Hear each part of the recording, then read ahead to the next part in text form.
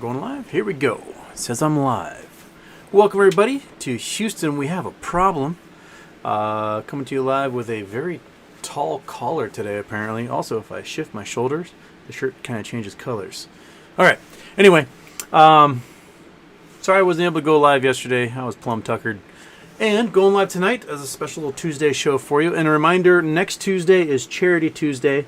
We're going to be raising money to help support the victims of the flash floods in Kentucky. So hopefully we'll have lots of green days between now and then. And that way we can open up our wallets and help those folks out. So it'll be Charity Tuesday next Tuesday to help out the folks in Kentucky. Man, what's been going on? A lot. A lot's been going on. So the APE shares finally dropped yesterday. Got shorted to shit, and the price of both AMC and the APE shares plummeted like crazy. There has been a lot of folks who have not had them delivered. A lot of folks who had them delivered but had groups like TD Ameritrade tell them that you got synthetics. And he's like, always put them in your accounts even though we haven't gotten them yet. And for some reason, Robinhood has created an options chain for APEs, even though APEs are supposed to be a T+0 settlement. With no options chains, there's allowed to be available. They're going to make options chains anyway, which makes me think about when the MMTLP shares started trading and they weren't supposed to trade. So, yeah. It is a very strange... There's definitely shenanigans going on. Anyway, while I've got you all here, there you go.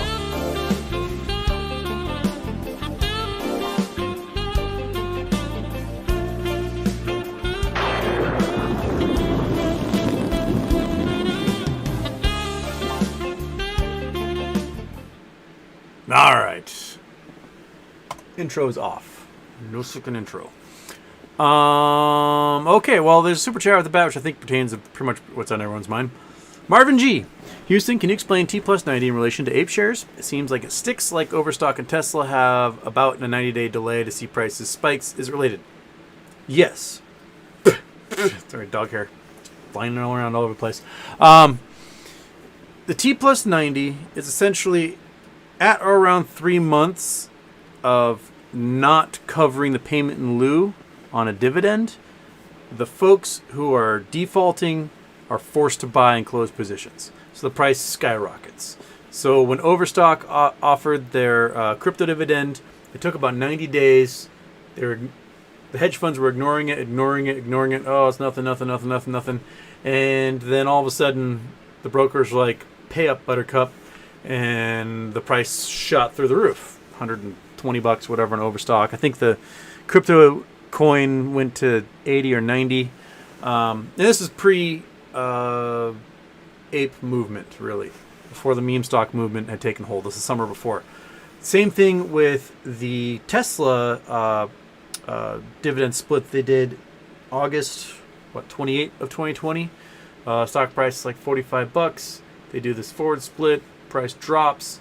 This dividend split, the price drops and it stays pretty flat for 3 months and then shoots up to $2,000.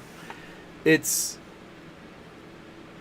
a regular occurrence. Sometimes it misses, like the BBIG. I think BBIG's problem was that the price of the stock and the price of Tide got crashed so hard that no one cared. That when they'd failed to pay the payments in lieu on these dividends, that no one cared. If the price of Tide was $10 and stayed at $10, $15, it would have definitely hurt a lot of folks. And the price of BBIG, if BBIG had stayed at $10 like it was a year ago and not 70 cents, people would have cared. And then their trading got frozen due to interpersonal squabbles amongst insiders and lawsuits and crap like that. So I don't honestly know where BBIG should have gone. With the MMTLP shares, it was around that T90 period was when suddenly the MMTLP shares started trading. And they weren't supposed to trade. They're supposed to be preferred shares that stayed in your account. Don't go through any exchanges. It's just stayed there. That's it. You couldn't buy it. You couldn't sell it. You just had it. And these are the shares that were created when Metamaterial and Torchlight merged. They made these MMTLP shares, which represent the ownership of the oil fields from Torchlight, which we should be getting some news, hopefully this week, on their S1 as to when they can turn private. Sometime this week, maybe. Hopefully, fingers crossed. But the T90 is basically 3 months. So, and I think it may have to do with particular brokers being like, look, we had to create a whole bunch of synthetics to put into people's accounts, and you aren't paying up, and our liabilities are huge, so you got to pay this stuff. And when they don't, and it happens to be a substantial sum, like say, I don't know, $14 billion in APE shares, no one wants to be left on the hook for that. So they're going to seize the accounts of those who owe, seize those assets, sell them off, and force closures. And that's just how it works. A lot of folks were like, I don't understand. I mean, imagine you took out a mortgage on your house, right? Took out a mortgage on your house, and you owe $500,000, and then you took out a home equity loan because your kitchen's destroyed. You take out some loan and repair a kitchen. So now you owe your mortgage plus this home equity loan, and you just stop paying. You stop paying for a few months. What's the bank do? The bank goes, hey, you're supposed to pay me for that stuff. I did you a solid. I gave you this money. You got a home and you repaired your kitchen, and you owe me now. You haven't paid for months. So I'm going to take your house and I'm going to sell it out from under you. That's what's going to happen to these hedge funds when they've either borrowed shares from a company. So they borrowed, 1 million shares of AMC from, I don't know, Fidelity or BlackRock or someone, and they sell them. And part of the agreement of borrowing those shares and selling them is paying interest on essentially the loan. And there might be a cost to borrow fee. Plus, they owe any and all dividends to the person they borrowed from. So if it's cash, if there's $1 dividend per share, the hedge funds have reached in their pocket, pay that $1 per share for all 1 million shares that they borrowed. And rather than getting dividend written on your statement, you get a PIL, payment in lieu, on your statement. The same thing happens with if they sell naked. They sell a security they do not have and have no plan on obtaining. And so if hedge fund sells you a share and you buy it, the hedge fund's broker has to, during clearing, give a share to your broker. Like you give money, they give share. That's how transactions happen, right? And if they don't have a share to give because that share was sold naked, the hedge fund's broker has to find that share somewhere inside of their brokerage, take it out, put a synthetic in there, and give that to your broker, then gives you the share. And your broker may be doing the same thing if they got hedge funds under them. They may take your share, throw it over there so that this clearing can happen. But when those synthetics are created, the hedge fund who's responsible for selling that naked, there's an IOU at their brokerage saying, hey, buddy, you owe me for this share. So when that share happens to offer a dividend, the hedge fund not only owes the share, but they owe the dividend as well to the person that the broker was forced to essentially borrow that share from. And if they don't pay it, that's a default. And if you default, they take your shit and they sell it until they can pay your obligations. And that's what the T plus 90 is all about. If you don't pay your bills, they take your shit. And it's not something that you can swap away. You can't, if you're in default, you can't go, oh, I'm going to find somebody else who's in default and we're going to trade. It's not like T plus 35. It's different. T plus 35 is you're getting close to defaulting, but you swap before then. You're already in default if you have not paid your payment in lieu. So they just take your shit and sell it and then buy and close out positions and try to clear the board. And that's why we've seen big rockets from Newegg, from Tesla, from Overstock. When these payment in lieus aren't paid, the price shoots to the roof. And why on the GameStop dividend, the DTCC told all the brokers to treat it like a forward split and just split up the shares. Because if they did it as a dividend, they wouldn't be able to swap it, and they'd be stuck. So the DTCC really screwed everyone over, who's an investor, and helped out the hedge funds by basically illegally labeling that dividend as a forward split, and so they have to actually distribute shares, which means there's probably 200 million shares somewhere at the DTCC that may have gone to accounts, may not. I don't know. I don't know where it went, who has it, whatever. It's crazy. It's crazy. So, yeah. Did I answer that, Marvin G? I hope I did. I've explained it like 5,000 times today. It's weird when a tweet of mine goes viral and then it's all over Reddit all of a sudden, and I get 2,000 people who apparently just wandered in from the wilderness. Oh, what? Huh? I mean, we've talked about since at least last April of last year, April 2021, was when it was revealed that GameStop was working on their crypto marketplace. Everyone was like, oh my gosh, a crypto dividend, just like Overstock, and they're going to screw these guys over. And we talked about T plus 90, all that time. Like, if you default on that payment in lieu, you got to close everything. And we talked about it. I was pretty sure everyone on Reddit was talking about it. Everyone on Twitter was talking about it. We talked about it. And we talked about it again when GME did their share dividend. We talked about it again when the APE got announced. And then there's all these people all of a sudden who are like, huh? Payment in lieu? T plus 90? What? I don't know where you guys have been. I've been here. We've been talking about it. So, yeah. Okay. Roaring Pickle, Hidden Kitty. It's got someplace. Where is that? That is 72 degrees, 76 degrees east. That looks like Indian Ocean. Control C. Bam. Control V. Scene. Google Chrome. All right. Shabam, shabam, shabam. Why didn't you like that? Oh, there's no comma. That's probably it. Oh, wait. Wait a minute. Is that... What did... Weird. Okay. Back. Boom. There we go. Indian Ocean. Nope. Wait. Are we in India? Where are we? Sri Lanka? Maybe like a bird? Is that a bird? Is that a pigeon? Is that a pigeon mountain? Where are we? We are the southern tip of India. Okay. It's very hot here. 8 degrees south. That's definitely a bird on top of a mountain. Can I close you? Looks like a bird that hit a window, personally. Okay, those are the talons. It's an owl? Is that an owl? An owl coming to get you? What is this place? It's on top of a big Pluton. Looks like a basalt Pluton at that. It's like an umbrella? What are you? What is this place?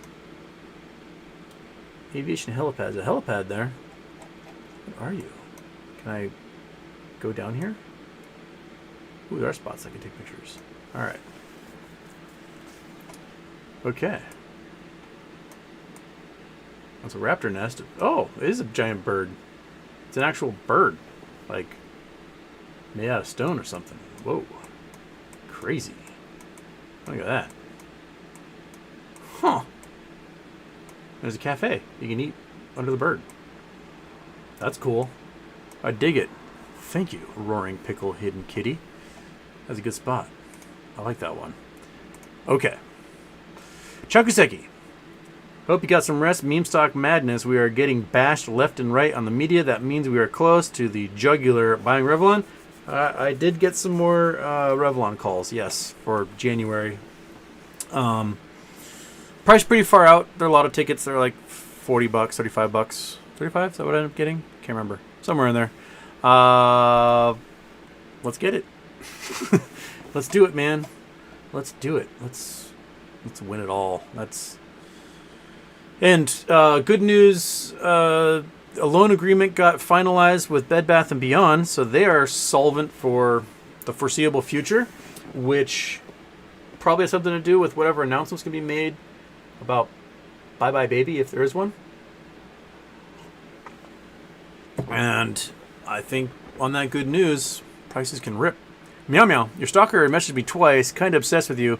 I think he squeezes the weasel while typing because his spiel doesn't make any sense. Yeah, he's nuts. And he had just a fun time today, messaging everybody and talking to them. And just do yourself a favor, block them. Just block them. If you see pick battles come up, just block them on Twitter. If you see winged rhino show up on Reddit, block him there too. He is just the worst. The worst dude. I just can't imagine, like, you're 45 years old, you look like you're about 70, and you spend all of your time following somebody on Twitter who wants nothing to do with you. It's a very weird existence obsession. I just don't, man, I don't get it. People are weird. Okay, did I get everyone? I got all those? I did. Okay, all right. Anna Rolnick, what the F is going on? Exactly, what is going on, man? All right, Yves Lemon, happy birthday. I see lots of houses in California go from owner-owned only to be sold and reposted a month or two later as an REO. It is like that in Kitsap or King County. Well,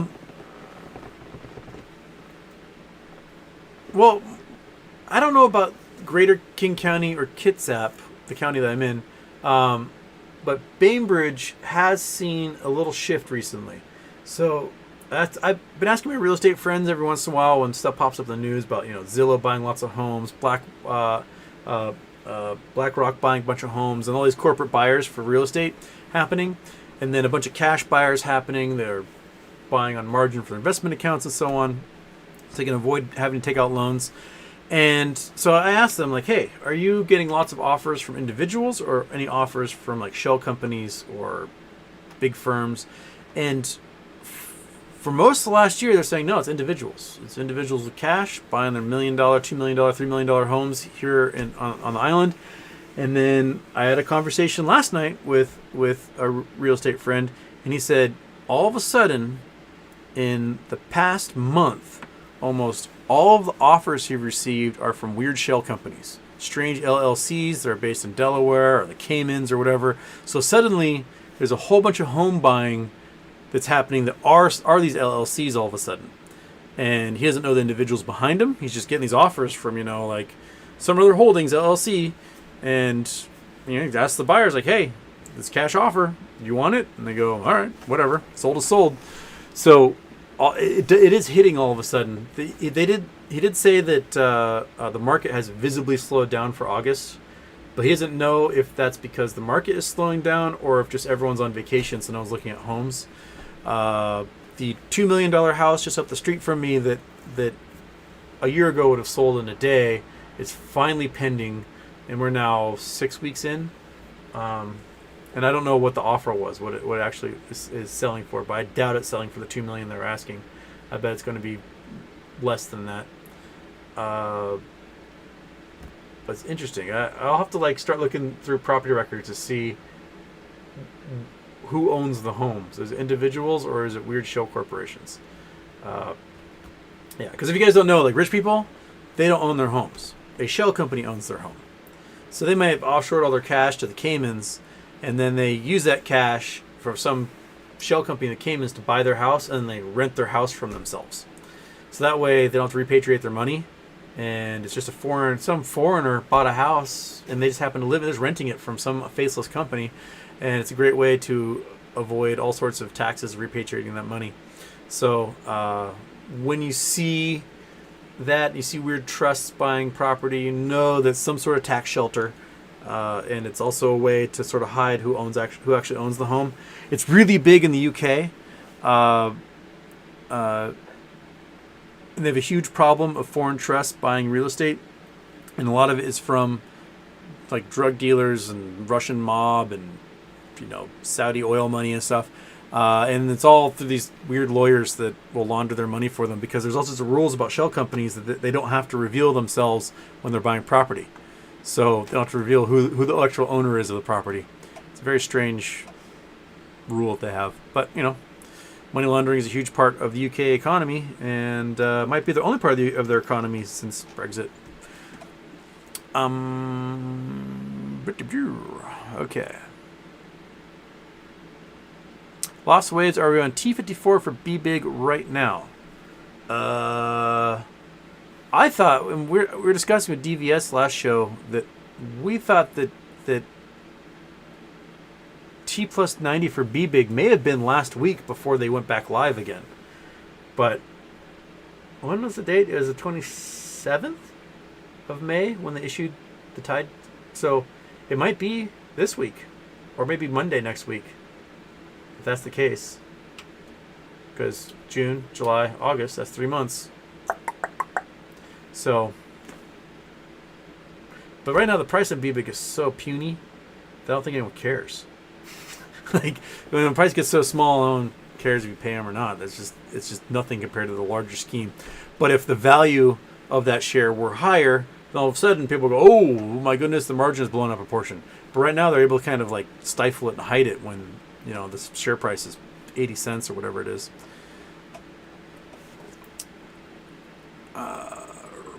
Greg Mathis, big news for BBBY with RC Ventures loan.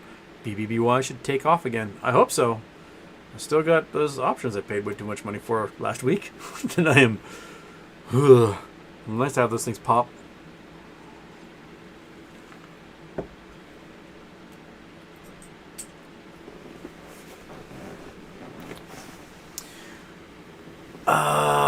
Marco Garcia, happy birthday, Houston. Hope you're having a good night so far. My question is, I saw your tweet to Runch earlier today, and just wondering what the actual intent outcome that's supposed to happen. Because what I had tweeted to was, he had said, I sold all my APE and I bought a bunch more AMC. Yeah, baby.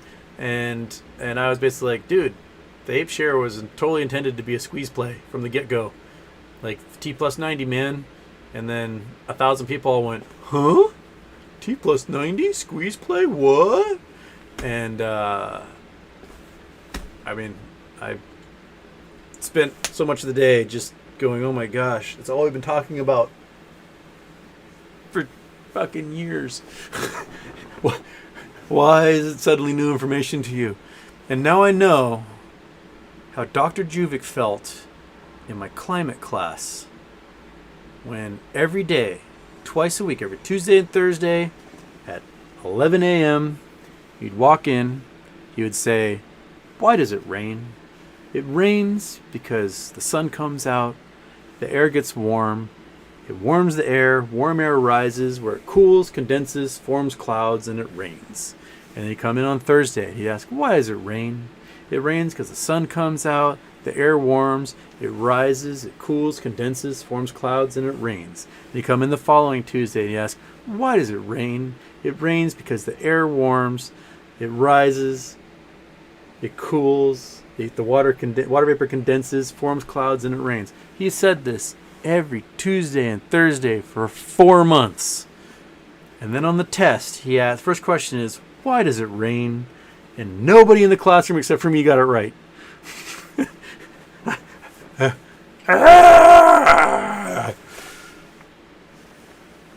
If you borrow a stock, you owe the dividend. If you don't pay the dividend, they close your position for you. That's what happens. And I don't know how else to explain it to folks. Just pay your dividends and you won't get hosed. So, everybody, why does it rain? Sun comes out, the air gets warm, warm air rises, it cools, condenses, turns into clouds and rains. There you go. All right.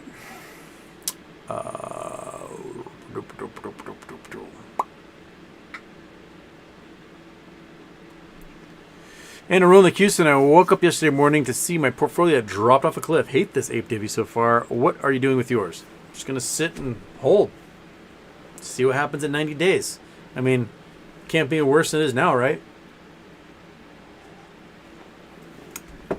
That's, buy and hold. That's strategy. You just hold and sit there. If Adam Aaron sells more apes before 3 months are up, it might be over.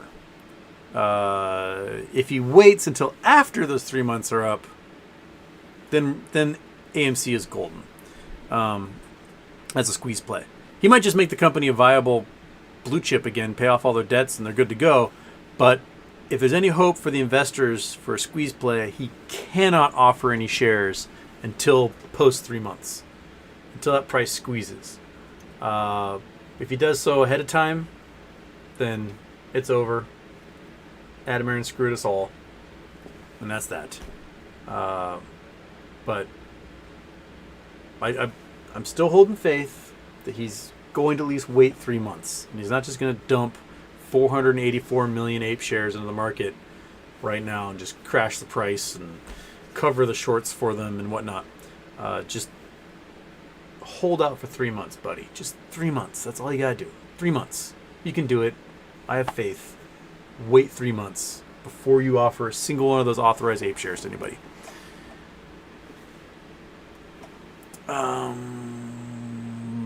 Hanson Kenny Houston, why don't you want a DRS on your shares? Just in case. Only so many tickets on the rocket. Because every squeeze play in existence has happened without DRSing. There isn't a single squeeze play that's happened due to DRS.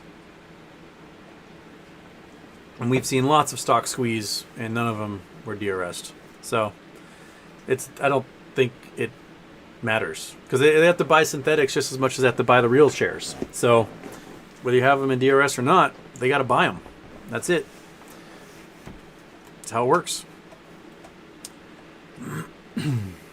Scott Henning, what's up, brother? RC definitely made a deal for Bye Bye Baby with Bed Bath & Beyond. His last tweet was a purple heart. He knew he was going to get killed for that move. My Phillies pull out another one in the ninth. Yeah. A non-C-SPAN lover, pre-Charity Tuesday, donating part of my Florida primary election poll worker money and baby winnings to you. I'm 25 minutes behind, playing 1.5 speed. Thank you. Crazy election. Laura Loomer almost became a viable candidate for Congress, but she lost by this much. And talk about a crazy town person. Not only does that lady look like something that was created in a lab, she thinks like one too. So, whew, that was close. All right.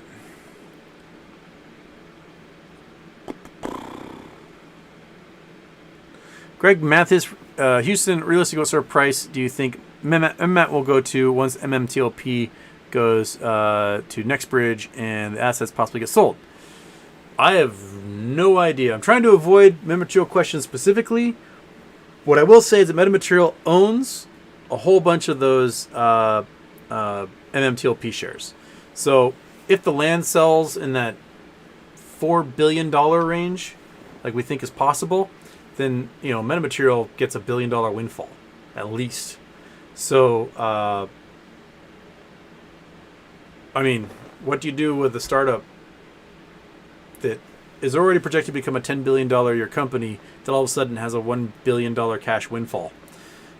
They're going to gobble up anyone and everyone who could possibly be related to their field. They're just going to buy them up, take all their patents, and just be a giant patent troll. So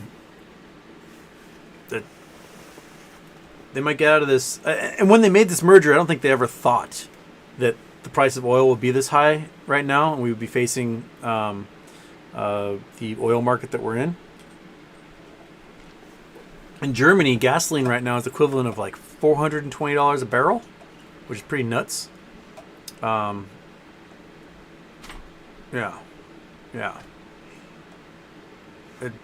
So I do wonder if there's a buyer for Nextbridge. I mean, it is a bridge between what was and who will buy them, so that's Nextbridge, I guess. Matt Newton. If the DD is correct, you're already a millionaire. RC Purple Heart was for being wounded in combat. GME is the only play that will kick it off. Quite possibly.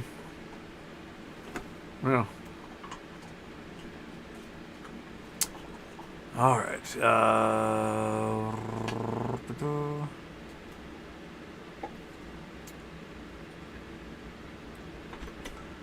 Grape, Houston. I called E-Trade today because they accidentally gave me 2 times the amount of APE and was told that they were all placeholders because they haven't received the actual share yet. Huh. First of all, don't ever point out that they gave you too many. Let their forensic accountants figure that out 15 years down the road. Right? Just be happy that you have twice as many as you should. And sit on them and see if they ever notice. That's what I would do. Don't help them.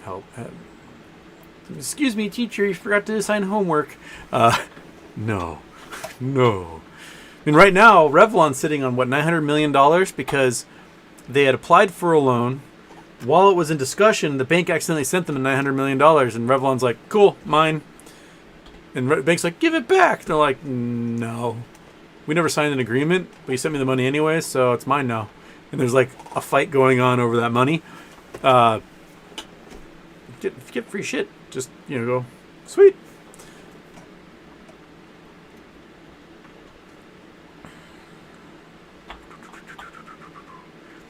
Latinum, invite Neil deGrasse Tyson to your show and you see 2 nerds talk science. Do you think Neil deGrasse Tyson would ever answer my email? Hey, world famous guy with all sorts of TV shows and awards and nominations, and come on, zoom me on my podcast and here, and we'll talk stocks and make fun of flat earthers. I don't know, maybe he'll be in that.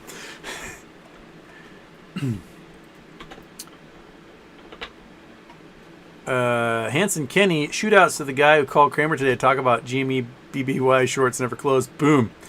Oh, that reminds me, I'm supposed to say hello to somebody. I promised I would say hello to somebody. I forgot the name. One sec.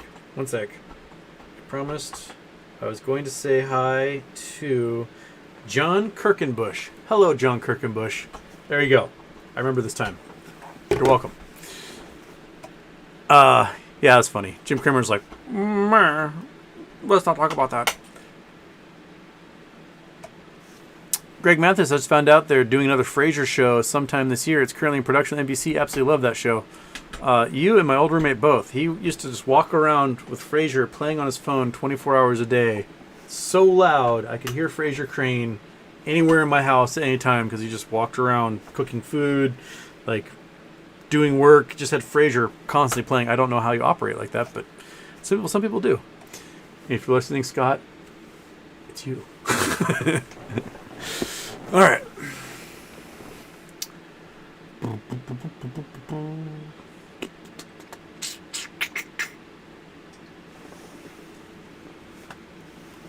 Jason Blackwell, Houston, if you have problems, go to chemistry teacher. They have solutions. Scott Lumley, ladies and gentlemen, and children of all ages, we present to you the undisputed king of webcasting and proud presenter of 150 second intros, Houston Wade. I've done 4 shows in a row, no second intro. Our record, I think, is 6. So, feeling confident. If I get to this end of this week, I'll have done 6, and I'll tie the record, which means the pressure's on next Monday very greatly to not mess that up.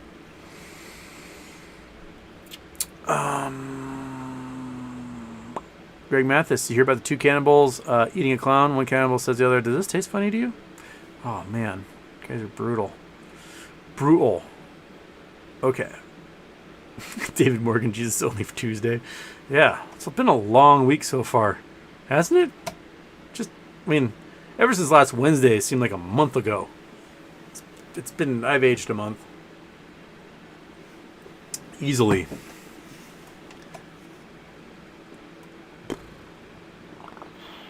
Pierre Chase, did you watch Runch Capital's video today? I did not watch their video.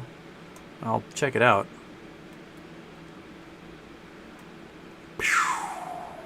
Tremendous hello to you too.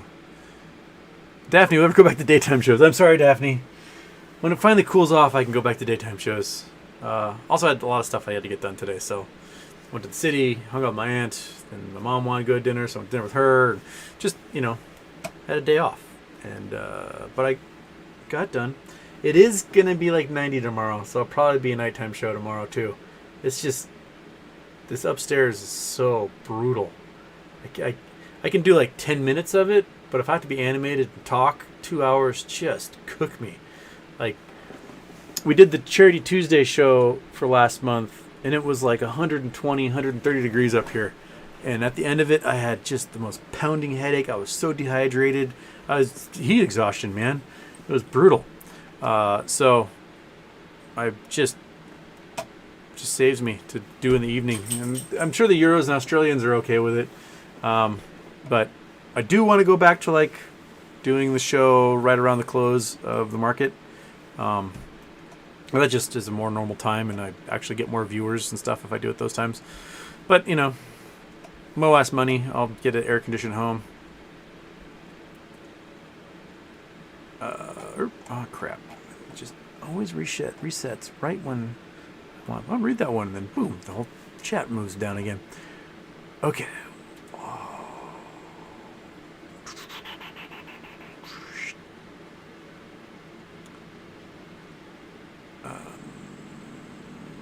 Okay, lots of people asking about the 90-day thing, and I think I feel like I addressed the 90-day thing. I think so.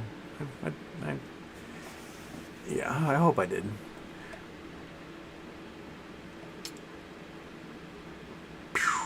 Nicole Wynn, are we screwed now because of the options available for APE?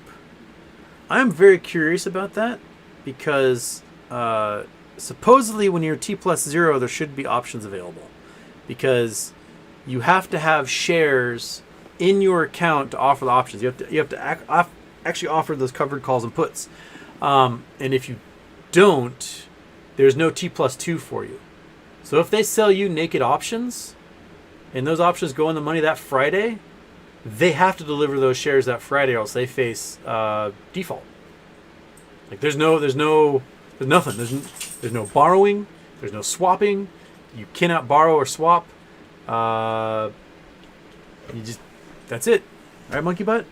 So I don't know where the options chain is coming from because who has enough shares to offer options? I don't understand. I'm very curious to see how that works. Monkey butt, get your butt up here. Come on. There you go. There you go, buddy. Ladies and gentlemen, monkey butt. Right, buddy? Yeah. Oh, boy. Okay. Meow meow. Houston, do you realize that after MOAS, none of will have to live... Wait. Do you realize after MOAS, none of us will have to live our golden years with that chicken skin hanging from our chins? You know, the chicken skin right there? I mean, you just suck it out, right? That's what rich people do. They just suck it right out. Inject themselves with testosterone or whatever they happen to inject themselves with, and then, dive into a pool of supermodels, I guess. That's what you do.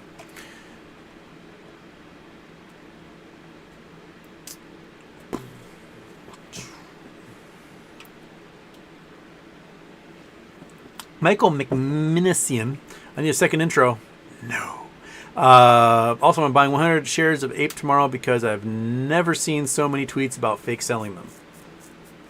I'm curious, I guess some people were selling them, but the whole point is buy and hold. You buy, and then you hold. Buy and hold, not get and sell. Buy and hold, right? That seems to be our entire mantra. And then people are like, I just sold all my APE shares. Woo! I don't understand why they gave me these things. My stock price tanked. Man, I don't know.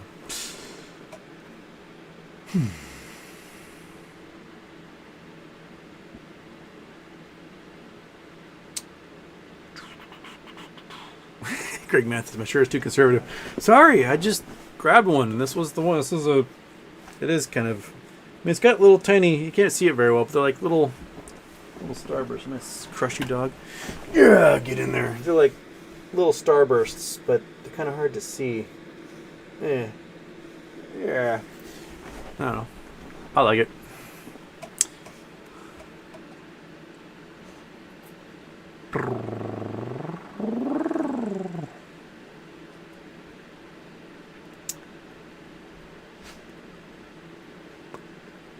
Ball, Bus, and Buckshire, my ape shares have a cost average.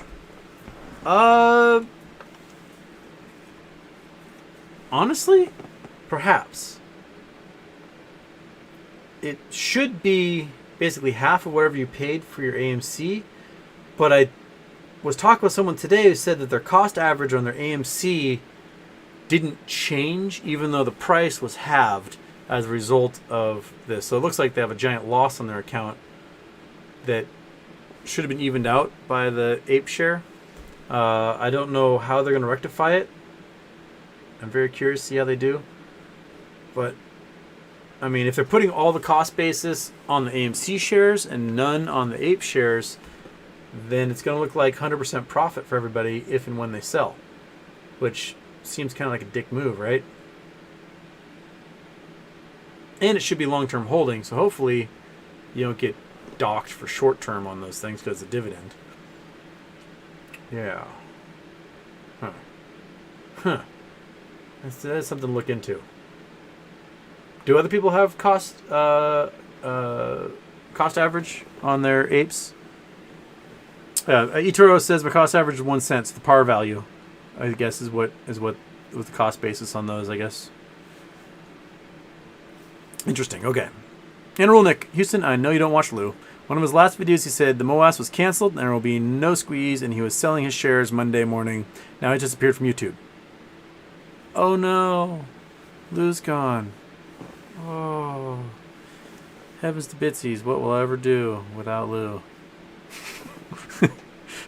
Oh well, I guess we'll see less videos of him making fun of Asian people, I guess. So, oh well, darn. Danjo the Banjo. Houston, you see the video from Alvin Boston, Uncle Frank, about your tweet, ape is designed to squeeze at T90? I did not, but, I mean, that's what happens. If you default on a dividend, after 3 months, they just take your shit. So, that's what they're going to do. Van CLVG. Van Clevlu. I'm going to call Fidelity tomorrow to inquire about my average cost for ape, figuring out not either bought or sold my ape or AMC shares. I'm surprised to have one to begin with. Yeah, ask and see what your cost average is for ape, if they have that at all. I'd be interested to see that. Daphne, you don't just decide to cancel Squeeze. Squeeze canceled. Everybody go home.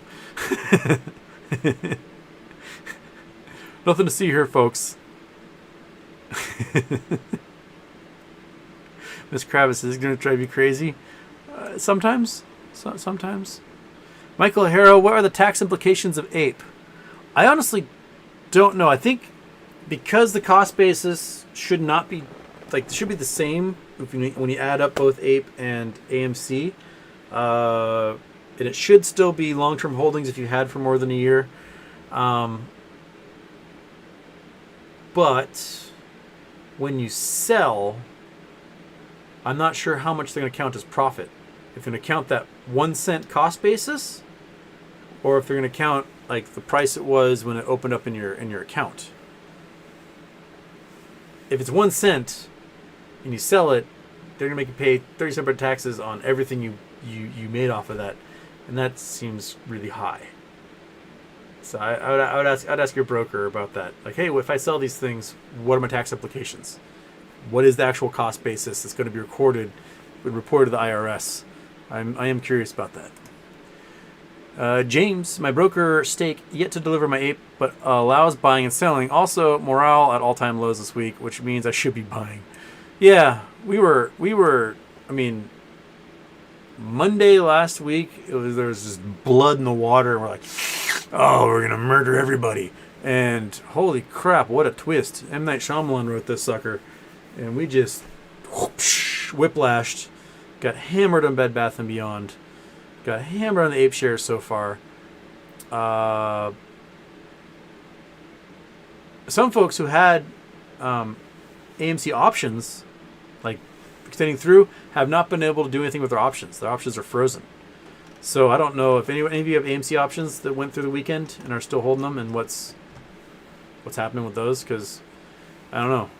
It's like when I had spurt options and they switched degree, and all of a sudden my options went from $900 to a penny.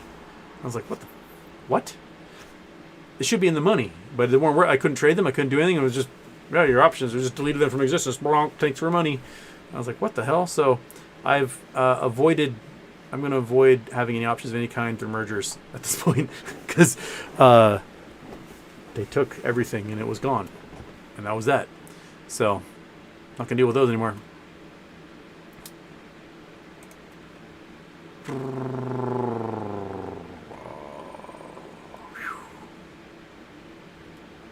David Morgan, Houston. Question: how can these guys claim there are no synthetics when we know for a fact if they do payment in lieu, it proves your point? Exactly.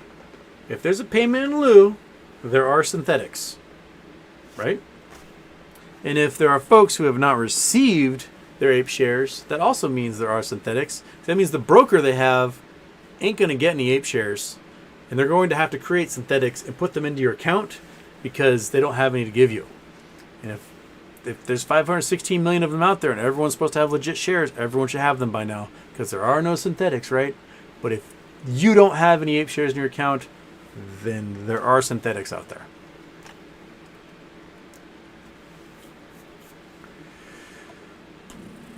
Brandon T. Houston, is Adam Aaron going to screw us? I hope not, man. It's like, he has the option to. He very well could. That is fully within his capability to go, I'm going to sell 484 million APE shares right now and just dump them on the market, and then we're screwed. But he'll be able to pay off all their debt. I mean, what's the price? Like $7 on those APE shares at the moment? $8? I forgot to look at the close today.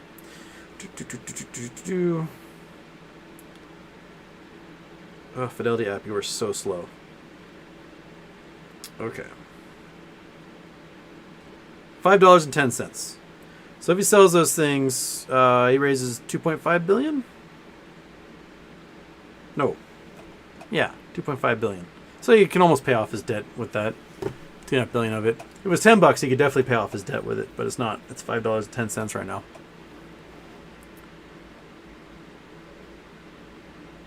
Dr. Spurgeon, the Sturgeon Surgeon, even Tom Nash is bashing AMC. So weird. You know, people are fair weather, and we know that the stock does this, right? All February, March, April, most of May of last year, the stock price for AMC was like $5 to $8. So, oh no, it went to, it's 713 after. Oh, that's right, my stupid. There's one thing. Sorry, it was the close of day said 510, but then this says 706. What the? Wait, that's AMC. APE. Give me APE. No, it says 706. Why do you say 510 there? What the hell? What? Alright, I don't understand. Fidelity, you guys should just buy Robinhood already and take all of their user experience and just plop it onto yours and just get rid of the Robinhood app altogether. Something. So 713. Okay, so 713, that gets them $3 billion and change. All right. So it could almost pay off their debt if they sold all those things.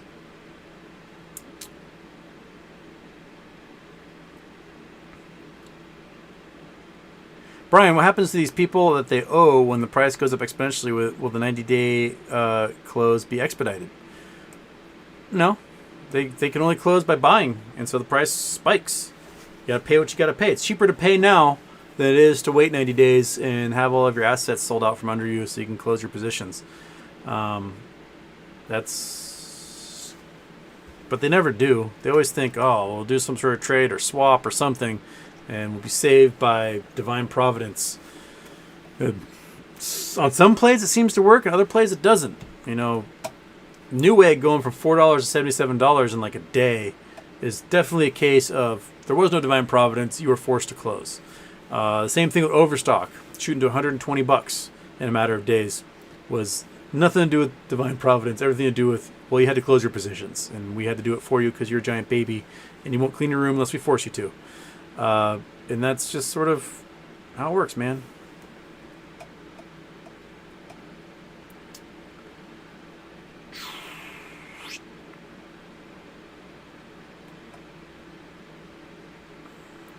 Daphne, does that mean the DTCC killed any chance of squeeze for Jimmy? I don't think they killed a chance for squeeze, but they may have partially delayed it if there is no T90 because of the way they did the forward split rather than the dividend split. So there might not be that already being in default action that's going on for those 90 days. But there were a lot of shenanigans with the Germans. The Canadians have made short selling illegal, or naked selling illegal. And it gives GameStop the right to say, we want our shares back. You screwed this up. You fucked us. We want our shares back.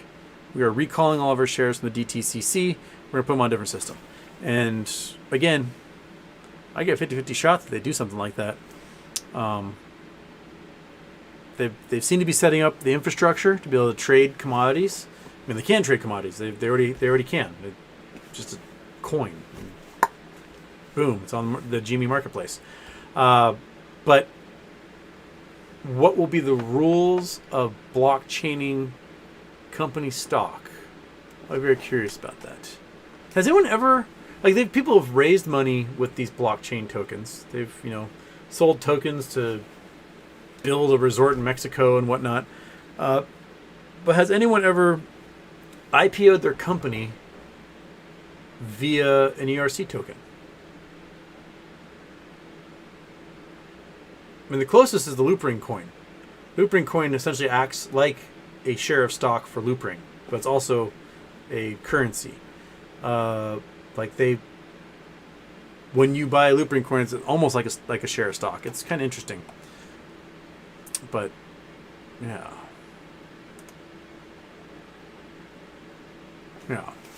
James, I guess the silver lining is the fact that the issuance of APEs has already been such a debacle, supports our theory that something shady is going on. Exactly.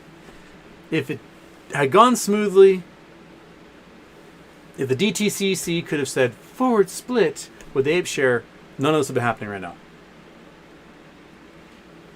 But because they couldn't, and they have to find those shares and give them out, it's a shit show. That's what it is.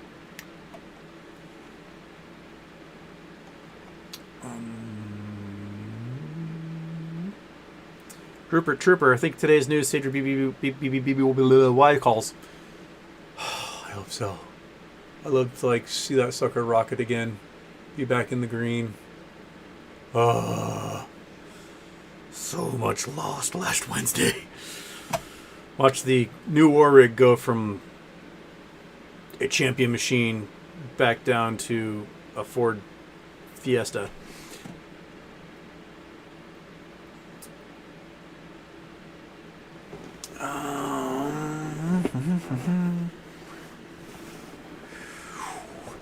Dr. Spurgeon, the Sturgeon Surgeon, it's the most fun name to say on all of YouTube.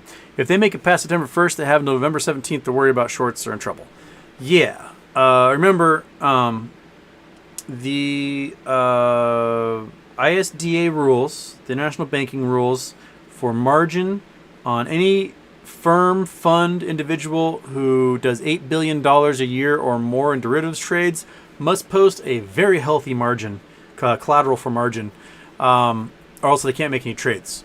If they don't post that sucker and have it up there, they won't be able to do swaps, they won't be able to do options, they won't be able to do shit. They won't be able to trade bonds, they're going to be screwed. So they're going to have to post that stuff. And a lot of these family funds and these smaller hedge funds that have been shorting everybody are going to discover that T35 debt swap that they love to do. That when they sell a bunch of naked, those failure to deliver is about to culminate at T35, where they're going to be forced to buy, and they just trade them with somebody else, and then they just reassign ownership. The T35 takes all over again, and they just pass this around. The game of hot potatoes, pass it around. All of a sudden, the music's going to stop after September 1st for a lot of these folks, and they're going to be blacklisted if they don't post that margin. They won't be able to do trades with anyone for pretty much anything. So, and the fact that we've got liquidity draining like crazy from this market, there's no cash to go around. It's going to be really hard to come up with that money to post that margin for a lot of these firms. And a lot of them, you know, they may be already underwater in ways that we don't know. They might be like Archegos, where they're using the same collateral for 5 different huge borrows from different banks. And I'm very curious to see what happens. I really wanted to get AMC Bigham's on here. His week got busy, so maybe we'll try again for this week, get him on here, and we can talk more about it. But yeah, it's weird, man. It's weird. Pete Donnelly, is there a buyer, retail or institution, for every short sell, whether it's a naked short or only partly nude? There has to be. I mean, if you are a hedge fund that borrowed, you are a future buyer. If you are a hedge fund that sold naked, you are a future buyer. Now, if you're doing these debt swaps, it may be reassigning ownership across different securities. So you may, I don't know, you may have sold a bunch of naked GameStop, and you're going to trade that naked GameStop with somebody who sold a bunch of naked Bed Bath & Beyond. So you go swap. So whenever the music stops, you're stuck with whatever swap you did. There's also the weird equities swaps where the market makers who've got their superpower, they can short as much as they want and never have to like close anything. They just T35, who gives a shit? I've got superpowers. I'm never going. I'm Citadel with $70 billion in securities sold, not yet delivered, and no one's ever going to make me deliver that stuff because I'm Citadel. They will do deals with hedge funds where hedge funds will essentially rent the market maker status from them, and Citadel will naked short a whole bunch of stuff and then charge rent to the hedge fund for the liability on those naked shorts. And so the hedge fund doesn't have to report that the shares were sold naked, and the market maker doesn't have to report that shares were sold naked. So a whole bunch of shares were sold naked, and no one has to report it one way or the other, and they get away with it that way. I am curious to see if the new ISDA Phase 6 rules will ban those hedge funds from doing that equity swap deal with the market makers, because it would be a derivatives trade without posting huge amounts of margin first. Be curious to see how that works, man. Huh. September 1st can't come fast enough as far as I'm concerned. 8 more days, baby. We can start seeing just dominoes. I think the rest of the world is sick of the American markets pulling this crap. Meow meow. I Ubered some stock trader hedgy dudes, and we were all yapping about GME, and I was parroting you, and they were in shock as to what you knew. Yeah. A lot of those dudes don't pay attention to what we're doing. They show up, they bro out, they high five, they play squash at lunch and drink 5 martinis, and then, you know, go to Scores and get drugged and robbed. But yeah. Uh-oh. Sorry, my stream just reset. I hope things are working. What just happened? My stream just totally reset on me. Hope it's alright. Sorry, the whole page just like reset. I didn't touch anything, I swear. It just did it on its own. Okay, things are fine. Good. Phew, phew, phew. Alright. The whole page, the whole screen just like reset. It was like reloading. Meow meow. Awesome. Okay.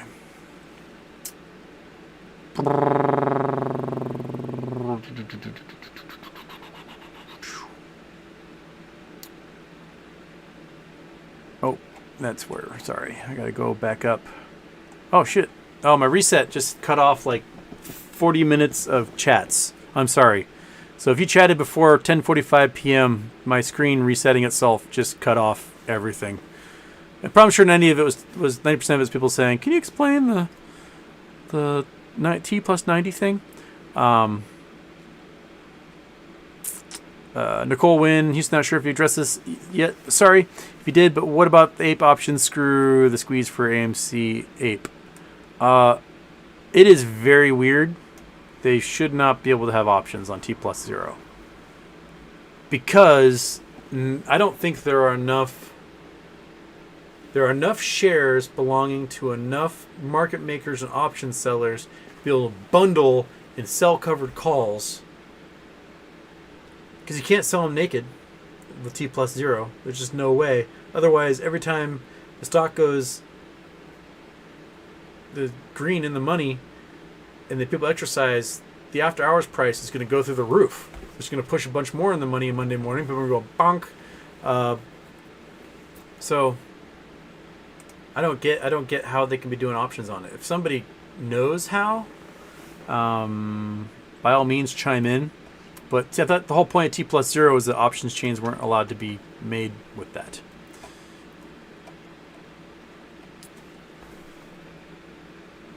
Bergschrund. Houston, what's the chances they hold up on retail's APE and run APE up this week and shorting while getting into puts next week before giving them back to retails? I mean, if there's an options chain, they could probably start doing stuff like that. Run the price up, buy a bunch of puts, drive it back down, run the price up, get some calls, run the price up, sell, buy a bunch of puts, drive it back down. They love to do that stuff, and they'll play the options chain to generate cash for sure.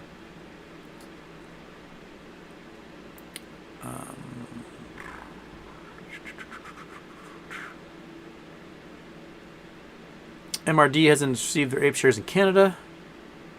Biden's ramblings, any updates on Sears? No updates on Sears. It's probably going to be 6 months at least before they wrap up the bankruptcy, so it's going to be a while.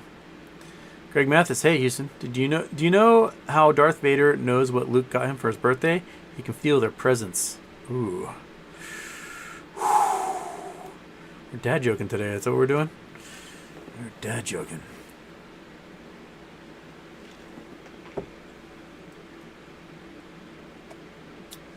Jade Jelly, what are your thoughts on holding January AMC 1 calls? Is it better to be holding regular AMC calls?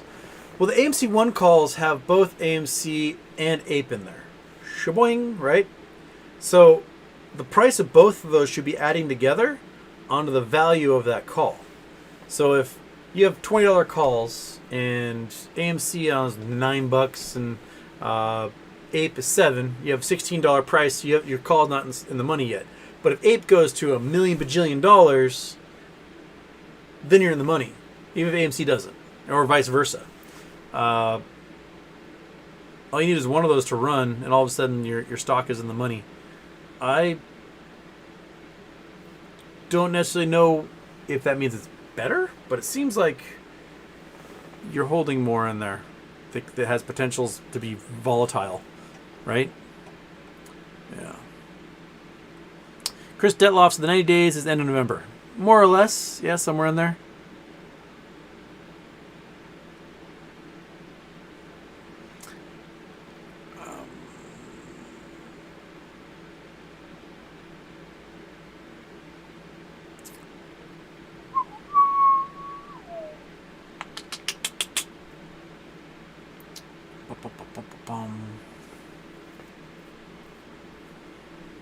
Sean Alexander, not worried about 180 million shares, worried about the 4 billion, another 4 billion. Yeah. DVS, last possible OPEX date coming up in 8 hours-ish. BBBY is up 15% in pre-market? What? Well, I don't get pre-market bits for another 2 hours. So, is this Australian pre-market? Well, you guys are finished with your day. You wouldn't have pre-market for the day for you guys. German pre-market? You guys are just waking up. What's it doing? Can you trade Bed Bath & Beyond in Europe? You got to use some euros in there? Let me know what's happening. I don't know. But 15% would definitely make some of get some of that green back. Just a little bit. Just a pinch. Just a smidgen. Just a smidgen of that greenback. And it'd be nice.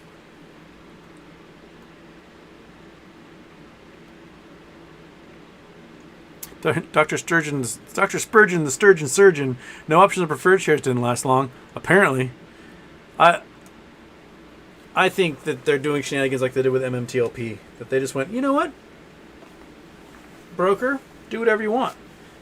We are your hedge fund little market maker buddies, and we're saying make options. And the broker goes, okay. They don't care. They're just a bunch of guys in a phone bank who hate their lives as much as anyone else.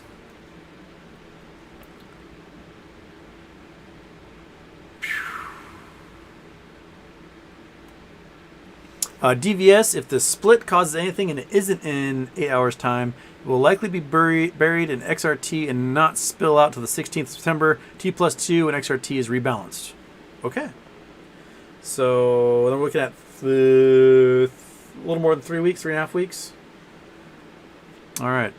DVS is the date man. If you ever want to know dates of stuff, he always does a really good job posting the dates of when these Ortex things are happening, when T35s are coming up. He's my calendar at this point. DVS, you are my calendar, my unofficial calendar. Thank you.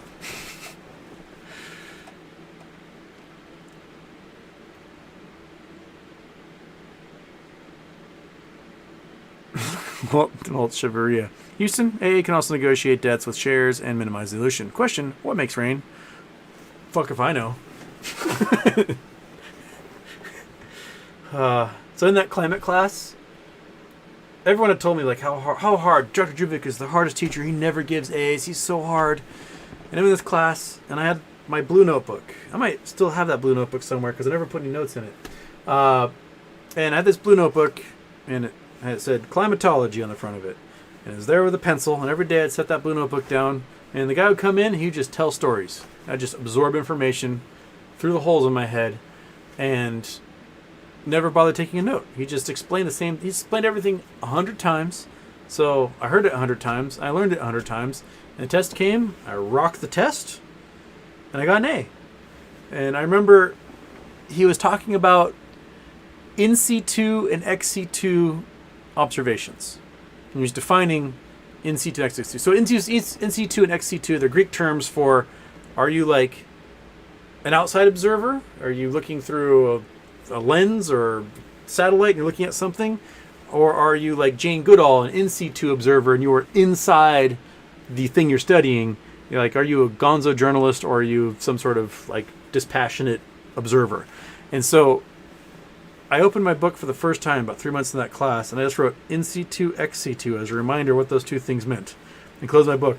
And the two girls on the other side of me freaked out because it was the first time they ever saw me write a note down in the entire class. They're like, oh shit, and they started writing down furiously in situ and ex situ and everything like that was about that, because I'd never bothered writing anything down before. And they asked me like why I never wrote anything down. I was like, because I don't need to. Like, he explains it so many times over and over and over again that it just pounds in my brain. Whereas every single day those girls were there, he would walk in, he'd ask, why is it rain? They'd write down, why is it rain? And he'd explain, because the sun comes out and the air gets warm air rises, it cools, the water vapor condenses into clouds, and then it rains. And they would write that down verbatim, 80 times, however many times I met in class, I don't know, buttload of times. And then when it came time to test, there were no notes. So they couldn't flip open their page and see if they had the answer to that thing 80 fucking times in their notebook. But it was right here because I was used to him coming in, asking that same question, explaining it every single day for 4 months. And, like, I don't know, sometimes just don't take notes. Sometimes just sit there and listen. Writing it down may not necessarily help you. I mean, the only time I ever took notes was writing down equations, because I have total calculexia, and I have to write it down to get that stuff straight. But qualitative class, no, just sit and listen, man. Okay.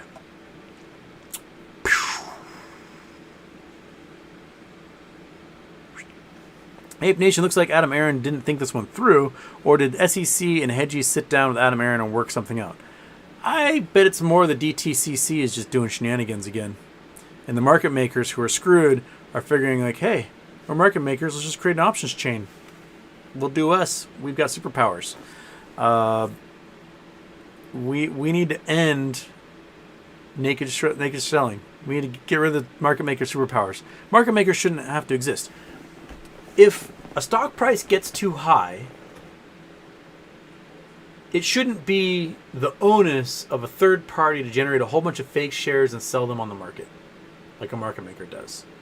It should be the onus of the company, say, offering more shares into the market and making that money, right? They should be the ones earning off that. That's their commodity. Not some stupid market maker, some middleman who can just create things out of thin air. If you want liquidity in the market, you jack the price and then the company issues more shares, right? That's what they should do. But we've got a stupid system that gives these market makers the superpower of generating money out of nothing, and that needs to end. We need to go to DC, we need to organize campaign, and we need to sit down with every single solitary member of Congress and the Senate and explain to them naked selling should not be a thing, ever. It should be T+0 for everything. You cannot sell naked options. You cannot sell naked shares. You can't make any of this crap up. Just end it. Do it like every other nation in the world and end it so that the stock market actually behaves in a rational manner according to the fundamentals of the company.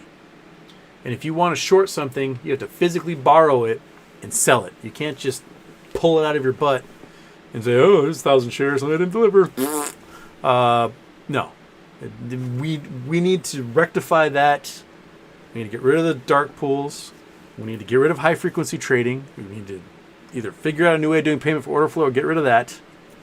Yeah. It's just meh. Okay.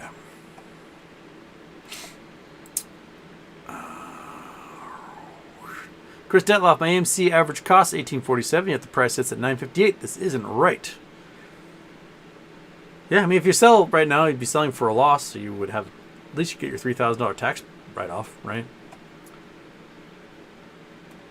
Daphne, I received something from a recruiter. Robinhood is hiring for an HR director. Well, they need somebody to help fire everyone, don't they?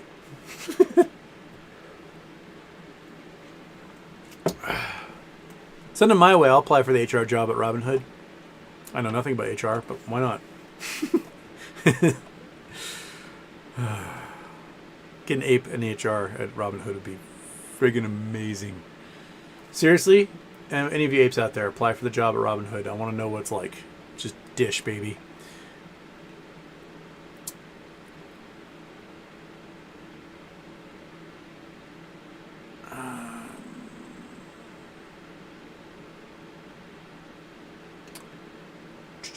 Cringer Lou didn't disappear. He got banned for a week and has posted on a second YouTube account. Ah, okay. Oh, well.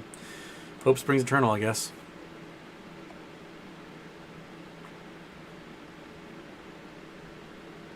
Best thing could happen with Lou is getting booted. Yeah. I was never a fan. You guys know. I mean, the minute I saw his video where he's being really racist towards Asian people, just turned me off big time. So, like, don't do that. Just don't. Okay. Bernard Senior Houston, and at this point it's better to hope, pray, or drink.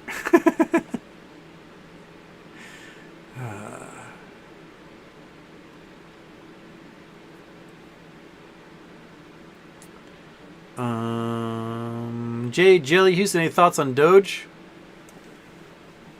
I mean, my thoughts on crypto in general is that all of it is going to be going into the dumpster probably come November, December. I mean, they've already lost 60% of their value since January. But there's a lot further to go. All we're waiting for is when US dollar tether coin finally admits that it's a scam. And, 50 to 80% of Bitcoin trades are done using US dollar tether coin. And US dollar tether coin is a Ponzi scheme. They either created a whole bunch of these coins out of thin air and then bought a bunch of Bitcoin with it, or they took people's cash, promising to take that cash and put it into a money market account that would sit there and gain interest while folks, oh, the monkey butt wants a blanket. That's all right. There. And then the folks return their tether and get their cash back. But there's only 3 cents of every dollar of the 70 or 80 billion dollars of tether that has been traded and sold. There's only 3 cents of every dollar left. The rest of it's just gone, and they don't know where. They haven't known since way before last spring. It's been more than a year, and no regulator can find where any of that cash is. And so the minute that the market as a whole accepts the fact that Tether is a scam and they don't have your cash, there's going to be a run on the bank. The price of everything is going to collapse because it's all built up on the $80 billion in Tether that has been purchased. And the money's not there. It just isn't. So, I mean, if you're buying a Tether coin for $1, you're only going to get 3 cents back. Just put it that way. So, yeah.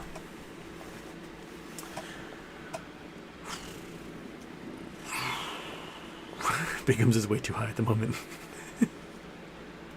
BW Brand Houston streaming at the crazy hours wrong day. Sorry, I was too haggard yesterday to do a stream. I just did not have the energy. I watched Uncharted. Still not watch Uncharted on Hulu instead. Meh. They definitely set up for a sequel. Meh. Alright.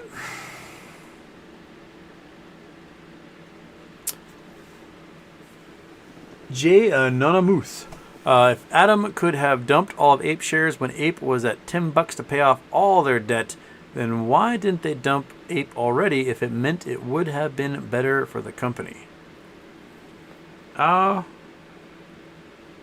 don't know if he planned for it to get crashed this hard. Personally, I don't think he was like, oh, you know, these APE shares, at least them at $10. I'll set it $10 for a while. I thought I was going to be like, forcing it down as far as they can. But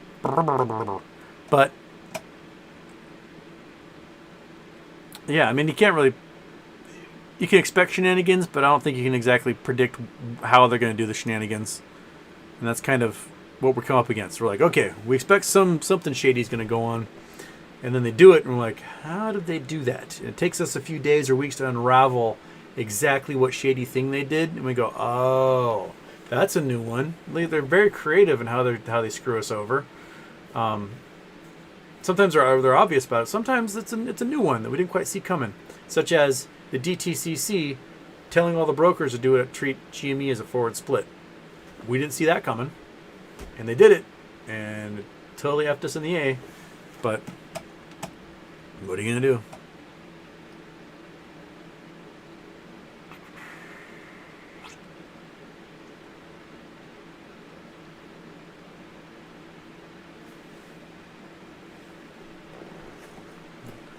Dust G, I bought APE and it gave me free AMC. Well, Simple, I assume, is selling, buying both stocks as one? Confused. Dude, Dust G, you might make a fortune doing that. So if you're on Well Simple, buy APE and see if AMC comes with it. Are you paying like the $7 or whatever, $7.13, and all of a sudden you get a $9 share of AMC? Seems like an easy way to make money. Yeah. Huh. It's like that glitch in Robinhood where if you... How was it they did it? It's when GameStop was selling for, I don't know, $120 a share, $130 a share. Someone showed in Robinhood that if you put limit orders at 0.00001 for, you know, some fraction of... a percent of the like fractional share, that you could ultimately once you did like 10,000 buys, you got one share of GameStop for like $65 rather than the 120 that was worth. So you could spend, you know, all day putting in these limit orders at 0.0001 cents, and you could just rack up a whole bunch of GameStop for almost half price. So sometimes the glitches like that.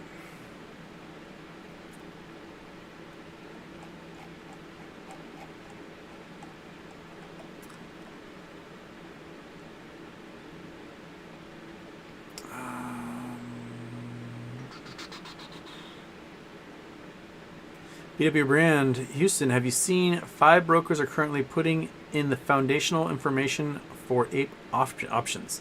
If that's what people are showing, I know they had them listed on Robinhood. I don't know which other brokers are doing it, but they should not be able to trade those things.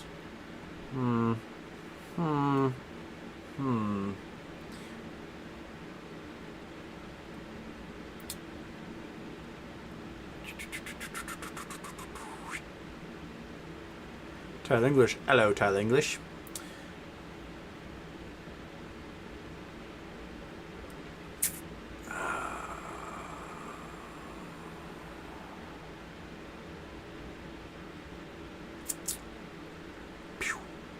Okay. DVS time and sales shows someone sold 5 million-ish APE last session. Whoa. In about 6 trades. Who has 5 million? I don't think any of the insiders have that many shares to get that many APE. Probably an institution?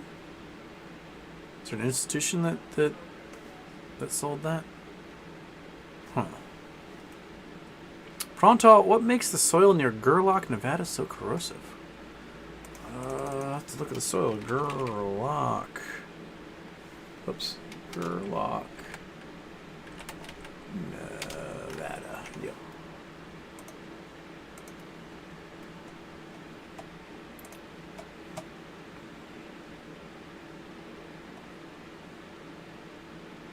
Which one Gerlach is? Gerlach is on south end of the Black Rock Desert. I've actually not been through this part of the Black Rock Desert. Have I? No, I've been through here. I was here last summer. Duh. Yeah, I went through this part of the Black Rock last summer. So this is a salt pan. It does have other bits of silt and whatnot in it, but it's a big evaporate. So what happens is all these mountain ranges around here, when it rains or snows or whatever, you can see some of the washes come down. It's like, see these little canyons? This is where torrential rain and stuff will dump into this thing and will turn this whole Black Rock Desert into one giant, very shallow lake. We're going to talk like an inch or two deep across this entire thing. And then it sits in the sunshine and evaporates, and any salts or minerals that were in that water stay behind, and all the water vapor goes off and becomes rain clouds somewhere else. And the fact that there's so much salt in here is what makes it so corrosive. So that's going to create oxygenation on irons and aluminums and everything else that you have, and these iron-based especially. And that it's not as bad a salt flat as, say, the Great Salt Lake Desert out here, like Bonneville, where if you go out to Bonneville and you drive in a car, you have to get that thing taken care of like immediately. And they have all sorts of special detail shops in Wendover where they will like hose off everything, because people rent rental cars in Salt Lake City and they go speed them through the Bonneville flats. They're covered in salt, and the rental car companies know to look for guys that have raced their rented Camaros and Mustangs through the salt flats. So take them to one of the detail shops in Wendover, and they will take all the salt off of there and clean it as best they can so that nothing can corrode and eat up that car. But if you are in the salt flats, these are really, really salty through here. There's actual salt mines that are operation here. And that will eat up your car even more so than, say, the salts in the Black Rock Desert, which aren't nearly as salty. But there's a lot of these, it's a basin range for a reason. This is the Carson Sink. This is the Carson Sink here. And the Carson Sink is it's kind of false color. It is very, very white through here. And it's really salty. If you drive across it, it will eat up all the sheet metal in your car for sure. Yeah. It's also a bombing range, so if you're driving through here, F4s will be bombing stuff like crazy because of the Fallon Naval Air Station. Practice bombing stuff and scare the shit out of you when they fly over your head.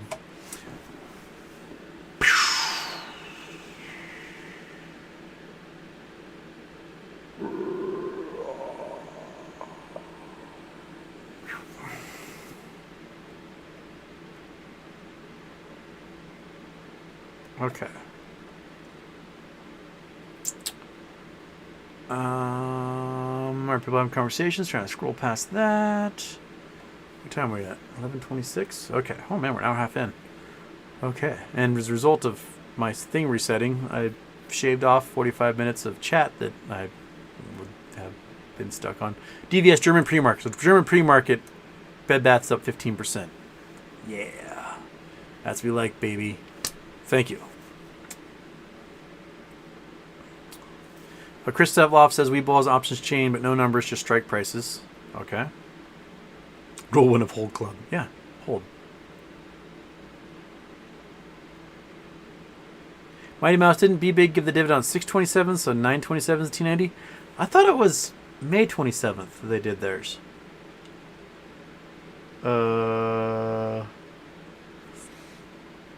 Wasn't it May 27th and not June 27th?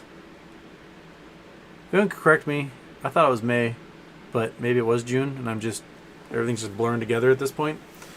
I thought Be Big was May 27th. Maybe they announced it on May 27th. Shit.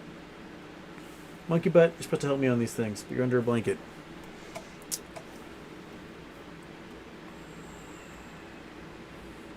Raider Bow is BBBY selling Bye Bye Baby to Dragonfly and Friends.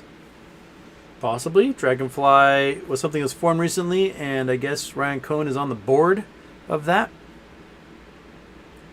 Be very curious to see what happens.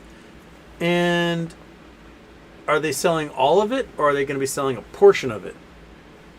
And then giving away baby shares to Bed Bath & Beyond shareholders, which is another speculation. That they give, 40% to Ryan Cohen and Friends, and then the rest are given out, say, for every 3 Bed Bath & Beyond you have, you get one baby share or something to get folks excited and drive the price up in stock.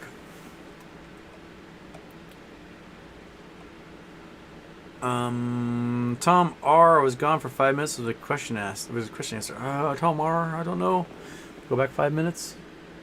I don't see a Tom R. 5 minutes back. So I don't know. I don't think I answered the question, Tom R. I'm sorry. Sometimes I miss things. It's very small writing. I have very terrible eyes. Crystal, 1969, Yahoo.com.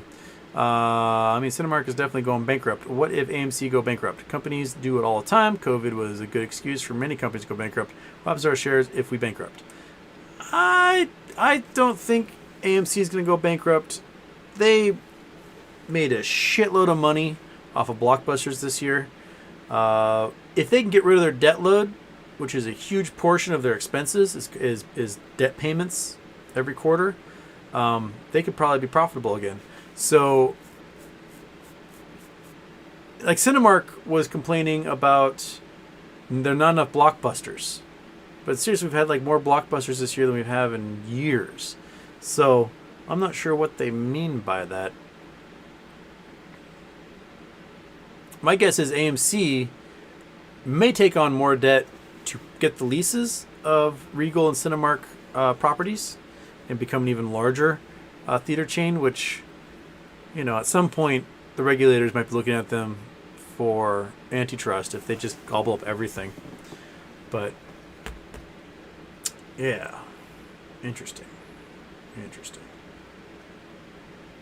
But Cinemark didn't have a wacky doodle band of obsessed cultists going after their shares. AMC had it. I'm sure Cinemark was shorted to shit just like everyone else, but we didn't jump on board their bandwagon.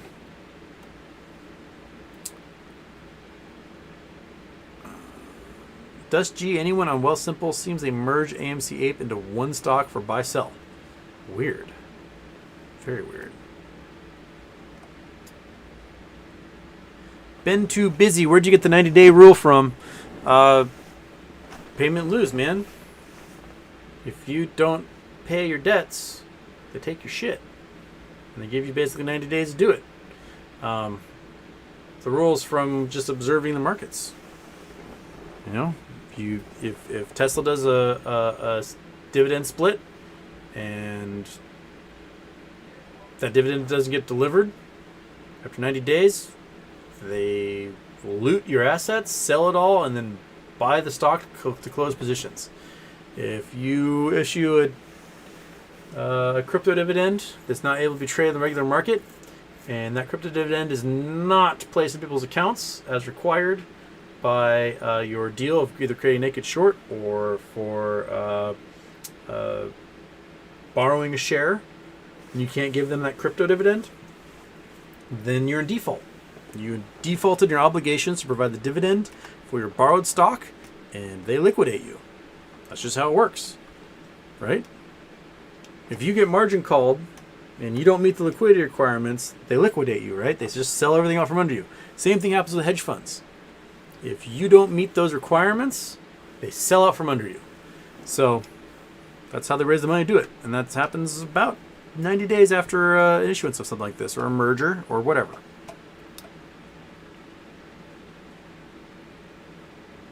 Okay.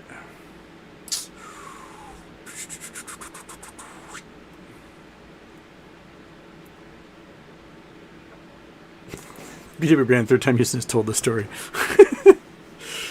I forget who I tell stories to. I remember the story. I won't remember the audience.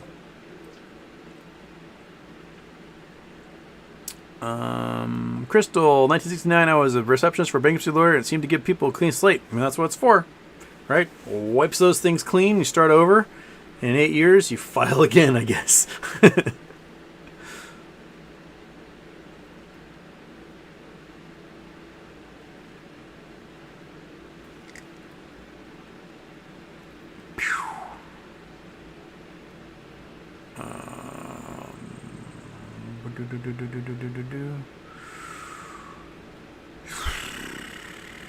Tom R., if a squeeze is something normal in the market, why is the squeeze prevented so hard? It must be bigger than normal squeeze, otherwise they would just close, lose some money, and go on now. Yep. They had planned to generate billions of nakeds, drive the price of these stocks down to zero. The companies declare bankruptcy, and then they never have to worry about closing their positions because they're bankrupt. Who gives a shit? They're gone. And then it didn't happen. And they went, oh no. We created a billion synthetics, and the stock is now trading at $230 a share. We owe $230 billion. We don't have $230 billion. Freak out! Turn off the buy button. Ah! And I mean, it was very evident. If you watched, now I can't remember which documentary it is. It was the HBO one or the Hulu one. One of the ones that were on GME. They were talking to some of these finance guys. They're basically saying, like, yes, the entire market was about to have a chain reaction of margin calls. We're going to collapse everything if they didn't turn off the buy button. Because Robinhood got margin called and couldn't come up with enough cash to cover their trades. And their payment for order flow system only works if they can do arbitrage where they make money. If the arbitrage is losing them money, then they're hosed. Remember, like, when you do a trade that uses an Apex account, you put an order in for $100 to buy something. They look for that stock somewhere for $99.99, and they buy it, and they keep that extra penny. That's how they make their money. But if the price is screaming because it's in a squeeze situation, and FOMO is still happening, and folks are using their system trying to buy in, and so they put in an order at $100 in that high-frequency trading computer, there's some latency and when it wants to react, to wait for a price to be a little bit lower. So they're like, okay, got $100, look at my price, $99.99. And that in that millisecond that they're waiting, the price is now $101. And they go, oh shit. And they buy it, but they just lost $1. And now they've got tens or hundreds of millions of people who are buying in because you have 190 million shares trading, who are buying in and FOMOing during the instance, and you're losing $1, $2, $5, $10, $15, $25 on every single solitary trade because your entire business model is waiting a nanosecond for the price to be a penny lower somewhere else and then pocketing that arbitrage difference. And if waiting in that moment to execute that trade is costing you a fortune, and you're doing it all on margin because you're a weird phone app broker, you're going to have to turn off the buy button. Because you cannot afford to have anyone else try to purchase shares anymore because you're losing money, probably billions of dollars in a single day off of that single moment of FOMO when the price was going to like $480, and some of those folks that had fractional shares sold shares for the equivalent of $5,000 a share at that period. So it's wild, man. It's wild. And so it was going to bleed across every brokerage, across every hedge fund. Everyone was just going to go down because, once Melvin goes down, it brings down Citadel and 0.72 and Susquehanna and, Knight Capital and freaking Kensington, and I can't remember all the other names of them, but they all go down. All of them were hosed on this. All of them were completely over leveraged, and they had to turn off the buy button so that people would stop buying and the price could settle down to $40. And then went, oh, phew, it's over. We're done. And then during that month of February, while the price was $40, everyone's like doing the math. And like, wait a minute. You guys didn't close shit. This isn't done. You're still 50% underwater there, Melvin. I'm going to buy some more GME because it's on a discount at $40. And they were right because the price went back up to $350 within a few weeks. And they managed to hammer it back down again to $150. And it sat there, and then in June, back up to $350 again. And the only way they'd be able to keep that price down is to generate even more and more and more of these naked shares. And so their liability is increasing and increasing and increasing and increasing, which means the ceiling at which point the entire economy crashes is getting lower and lower because there's more and more liability. So if you produce 4 times as much liability over a course of a year to keep the price down, now the price has to be is $100 to crash everything. It doesn't have to be $400. It has to be $100 because you created 4 times as many shares. So it's I don't know where I'm going with this, but man, but you're right, Tom R. The fact that they keep fighting this so hard, and specifically these particular meme stocks, is because they know they cannot afford what's going to come, and that a lot of these hedge funds, institutions will not exist after it's all over. When the dust clears, there's going to be a few brave and strong left, and then everyone else is going to be working at Starbucks. Can't wait to see some finance bro who gets ejected from Citadel, working at Starbucks, picketing to try and unionize a store so he can, get benefits and things. I used to be somebody in Chicago, but now I work the Starbucks in the mall. A Pure Chase, what is DVS's Twitter tag? DVS, I don't know if you're on Twitter, are you? Yeah, he just tweets on my streams. Or comments on my streams. So, because if I do daytime shows, DVS is at work or asleep or whatever, because he's in Australia. So he'll watch them later and then comment on them. But he's always very informative, and he knows his dates very well. So I totally have faith in him as my calculator.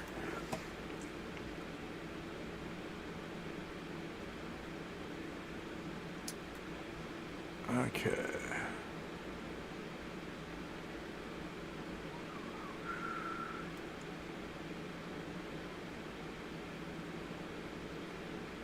Dusted G, if I sell an APE and they sell an AMC with it and vice versa, AMCAPE stock, Wealthsimple created 1 stock out of 2, it seems. I have no idea. It's such a weird thing that if you're buying an APE and they just deliver an AMC stock in your account as well, seems crazy weird, man. Crazy weird. The dog's like, what the fuck time is it? I know, monkey. It's bedtime. It's been a long day, hasn't it? Yes.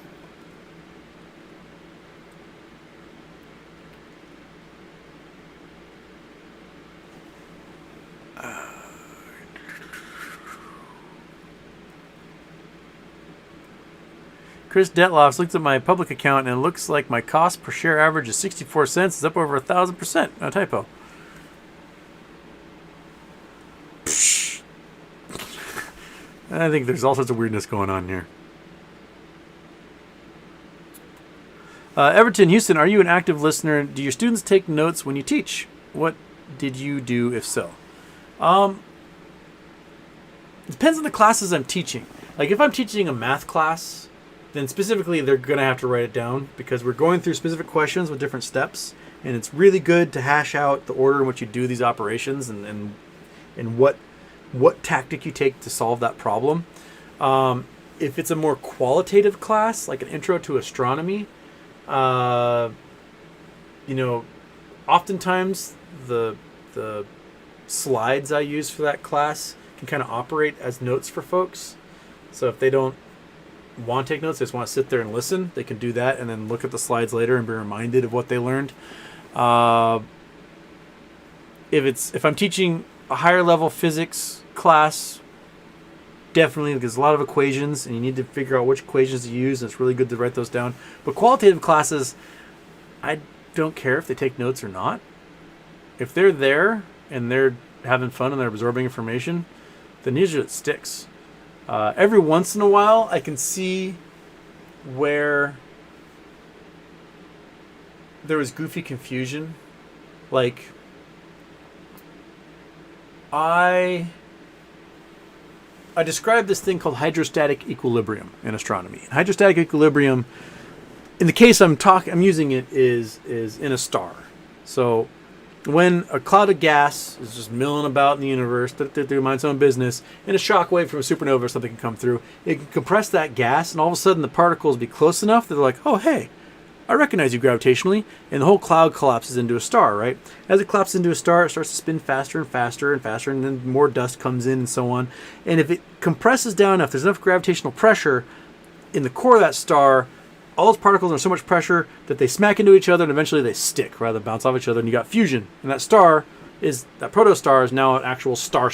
It's creating nuclear fusion in its core, and as it creates this nuclear fusion, all this radiation pressure pushes outward while the gravitational pressure is pulling inwards. It makes it for a nice round ball. And you have yourself a dwarf star, a main sequence dwarf star. So that's when it's in hydrostatic equilibrium, when the pressure pushing in is the same as pushing out. And even the Earth is in hydrostatic equilibrium because we got gravity pulling this whole thing together, but the electron pressure, because electrons don't like touching each other, are holding this thing up into a ball. And if you get a big enough star, the electron pressure can collapse and you'll get a neutron star or a black hole or so on. So a couple years ago, in my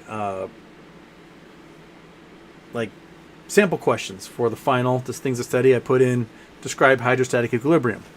And I'd only talked about it because the whole quarter was about stars. I'd only talked about it in, reference to a star being in hydrostatic equilibrium. I'm not talking about anything else. And I got student after student after student in their final answered about the Earth being in hydrostatic equilibrium. I was like, gosh dang it. I talked about hydrostatic. I did the same thing that Dr. Geographic did. I would come in days on end for weeks and weeks. I describe hydrostatic equilibrium as when a star is a nice round ball, and it's the gravitational pressure pulling in, equalizing the radiation pressure pushing out from nuclear fusion. And it just is a nice balance, like a balloon. And I said that every single solitary day, and then I did the final, and not a single student answered that correctly. They all went Google, what is hydrostatic equilibrium? And the first answer that must have come up was the Earth is in hydrostatic equilibrium because of the electron degeneracy and the gravitational pressure pulling in. All of them wrote the exact same thing. I was like, I failed them. And so I changed my review questions to say, describe hydrostatic equilibrium inside a star. So that now none of them talk about the Earth when I want to know what hydrostatic equilibrium is. And you guys just learned one of the most important lessons of astronomy. If you can calculate hydrostatic equilibrium, I will consider you an astronomer, because that equation is gnarly. And so at least you know the qualitative version. So if I were to ask you a week from now, what is hydrostatic equilibrium, I hope that everyone in the chat will be able to describe is when gravitational pressure pulling in equals radiation pressure pushing out, making a star a nice round ball. There you go. You guys just got one of the most important lessons of astronomy right there.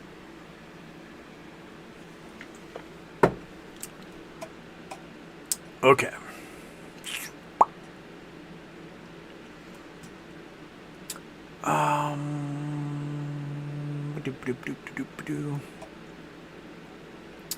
Jason Croft didn't get APE shares from free trade either in the UK.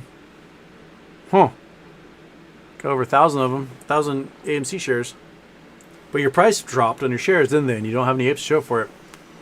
I think a lot of foreigners whose nations don't allow naked selling may be running into issues on this one, for sure.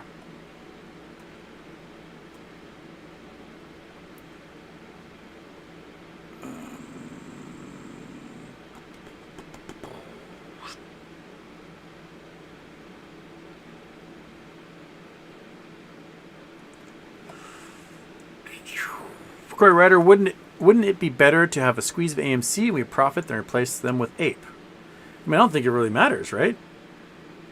If APE squeezes, you sell that and buy AMC. If AMC squeezes, you sell that and buy APE. Or Jamie or anything else. As long as something squeezes and you have enough to retire, yeah.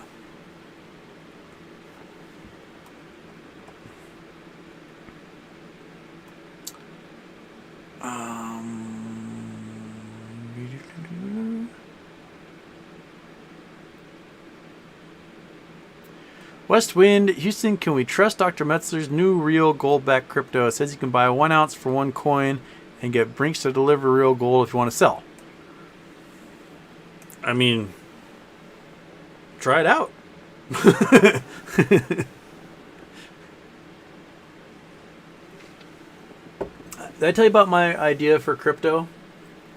I may have told this one, but when Trump was trying to gobble up land for the federal government through eminent domain to build the wall through Texas, I had an idea for a crypto that would inadvertently become the first government-backed crypto coin. Because eminent domain law requires that you get fair market value for your land, right? And so my idea was buy, 50, 100 acres of Texas cheap along the Rio Grande, where the government would come along after eminent domain to build the wall. But you commoditize the land into, say, 1 billion crypto coins. And so as long as those crypto coins are trading for a high price, the government has to give you at least whatever that land value is. Otherwise, it can be tied up in courts for years, right? So you would have a government-backed cryptocurrency. Because the government would have to give you cash for that cryptocurrency because that's what owns the land.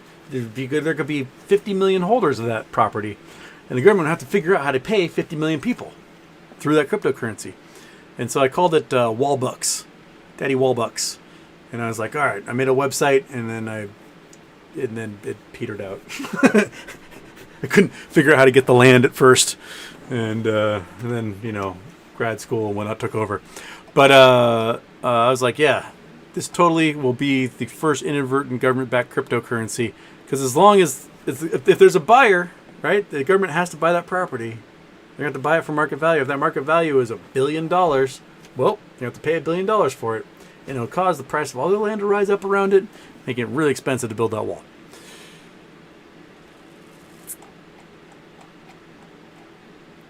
Okay. All right. Got 10 minutes or so left.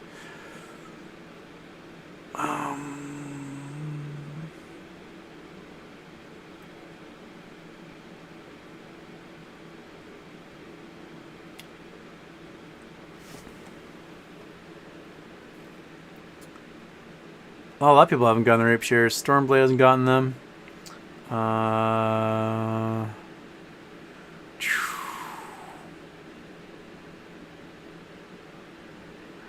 Rendered Radical. How is attacking retail with this much crime a sustainable business model that isn't going to cause a psychotic, violent breakdown from retail being frauded? I mean, yeah. The business model for the hedge funds for so long was retail is told, hey, invest your money into stocks. And people go, okay, I'll invest my money in stocks. And they buy stocks. And then hedge funds short to shit. We sell our stocks for a loss at panic. And they collect our money. That's been their business model for 30 years since the fast system discovered they can naked short things. And all of a sudden, the tables have turned. And the hedge funds are hemorrhaging money like crazy. Most of the folks who invested in meme stocks are sitting green from their initial investment, and they're okay.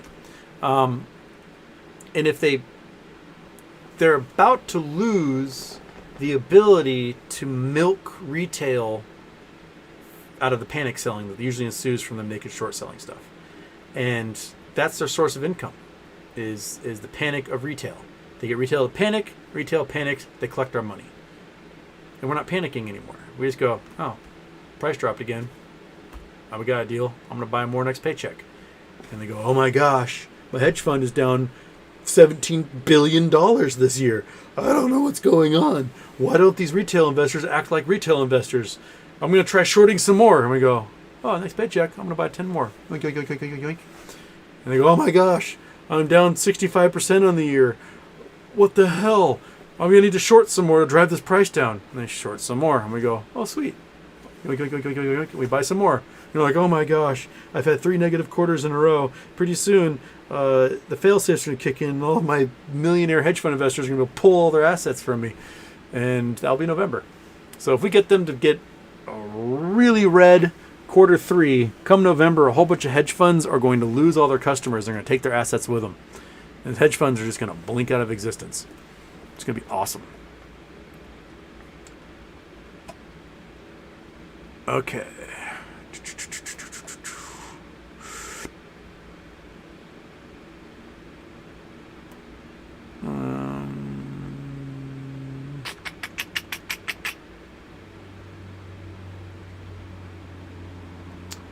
Oh, here we go. Nicole Wynn, will APE options kill the squeeze? And how do you see this all come to an end? I mean, I don't know if it will kill the squeeze, but there should be options. I mean, we've seen price hikes as a result of gamma squeezes from options, from too many options going in the money, right? That they sell these options naked. The price goes up because of T35 dates or whatever, and a whole bunch of calls go in the money.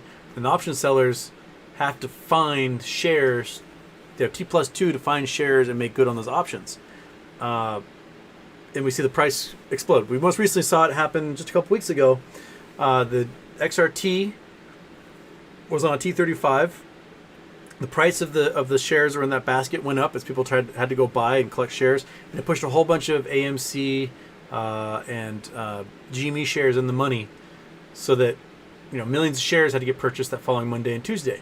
And the price went up on those days, and around sometime late in the afternoon on Monday, seemed like the buys were settling out and the price kind of leveled off, and I switched to puts, and the price went down, and I made money on the backside because the price went down $5 or $10 on GameStop. So we can see gamma-related stuff happen with options. It's just that there aren't supposed to be options on a stock that has a T+0. I mean, maybe the big sales that DVS saw, the 5 million AMC or APEs are being sold, maybe those being sold specifically to an options house to create options. Maybe we'll see, 50,000 open interest suddenly appear because there's 5 million shares available to create an options chain with. I don't know. It seems weird. It seems a little weird to me how you can create options without the shares actually existing yet, because they don't. Yeah. I don't know, Nicole. I don't know. It's weird.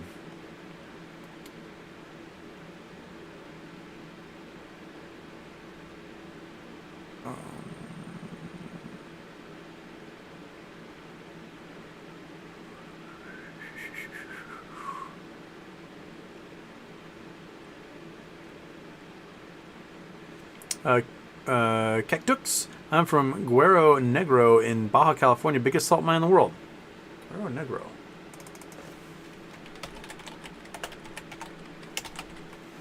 Negro, Baja, Mexico. Go.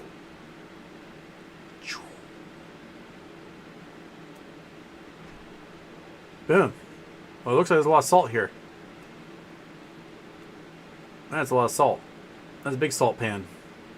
Got a lot of ocean water. Comes in, dries out, wind blows the salt up on the soil.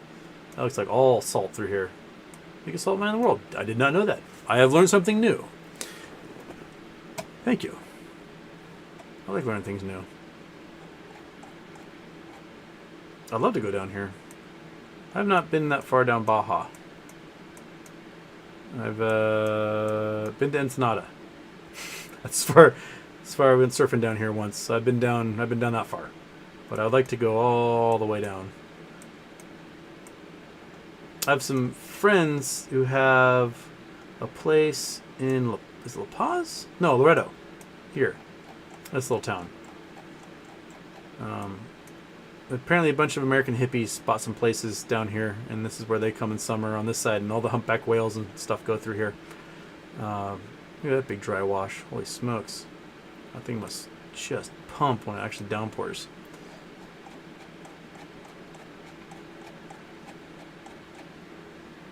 I'll explore more of Baja. When MOAS happens, let's all build Baja racers and do the Baja 1000. How's that sound?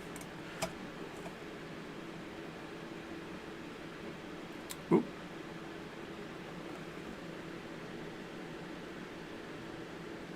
Alright, TKK says they got APE in their account, but they can't do any buys with it. Interesting. Alright. Doser. Well, go back to the Google Earth because I got coordinates. We're going to... Where are we? We're in a big tar pit? Pitch Lake. Largest natural deposit of asphalt in the world. It is a big tar pit. Located La Brea in southwest Trinidad. So they call it La Brea also. Pitch Lake is a tourist... Oh, you guys can't read this. I always forget. Pitch Lake is the largest natural deposit of asphalt in the world, estimated to contain 10 million tons, located in La Brea in southwest Trinidad with the Siparia Regional Corporation. The lake covers about 100 acres, 4.450 kilometers, and is reported to be 250 feet deep. Dang. Pitch Lake is a popular tourist attraction, including a small museum where official tour guides can escort people across the lake. The lake is mined for asphalt by Lake Asphalt of Trinidad and Tobago. Huh. Pitch Lake in 2016. Yeah, you don't want to get stuck in that stuff. You guys ever been to La Brea tar pits in LA? I wonder if this was named after LA or if the LA one was named after this one. I'd be curious to find out. But it's wild to see them do the excavation because something falls in and just gets sucked down. So, when they drain one of the tar pits, it's just tens of meters of bones. Everything from tiny little mice to saber-toothed tigers to horses to rhinoceroses, all sorts of stuff have fallen in there and just decompose and cook, and then it's just bones, wolf skulls. It is awesome. Man, it's crazy. I highly recommend it. The La Brea Tar Pits Museum is free. If you're in LA, go check it out. The last time I was there with my sister, and we're wandering through, and there was this weird anti-evolutionist creationist who was giving a tour as if he was an actual guide for the La Brea tar pits. He's giving people all just wrong information, and they're like, oh, because they're just unsuspecting people. They're just like, oh, this guy's giving a tour, and this guy's telling them all sorts of crap about, the La Brea tar pits are only 5,000 years old, and that these animals have only been dying in this thing for the past few hundred years. And I took over his entire tour, and he got so mad. I was like, actually, the La Brea tar pits have been here for at least 50,000 years, and there are all sorts of animals that were hunted to extinction by early Americans that could be found in these pits, such as saber-toothed tigers and woolly mammoths and so on. And he was so mad. So anyway, if you come across that guy, by all means, correct him if you see him. But yeah, I would love to check out these tar pits. I wonder if they've done any excavations here. That'd be cool to find out. History, 1595, Walter Raleigh found stuff there. Geology, microbiology.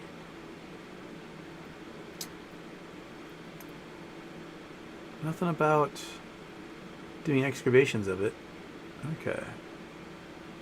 There's gotta be creatures in there. Gotta be so many creatures in there. Just millions of years worth. Cool spot. Pitch Lake. Thank you, Doser. Hope I said your name right, because I dig that one.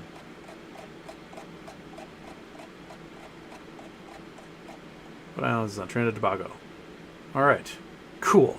Another place to put on the ye old I'm gonna travel here list.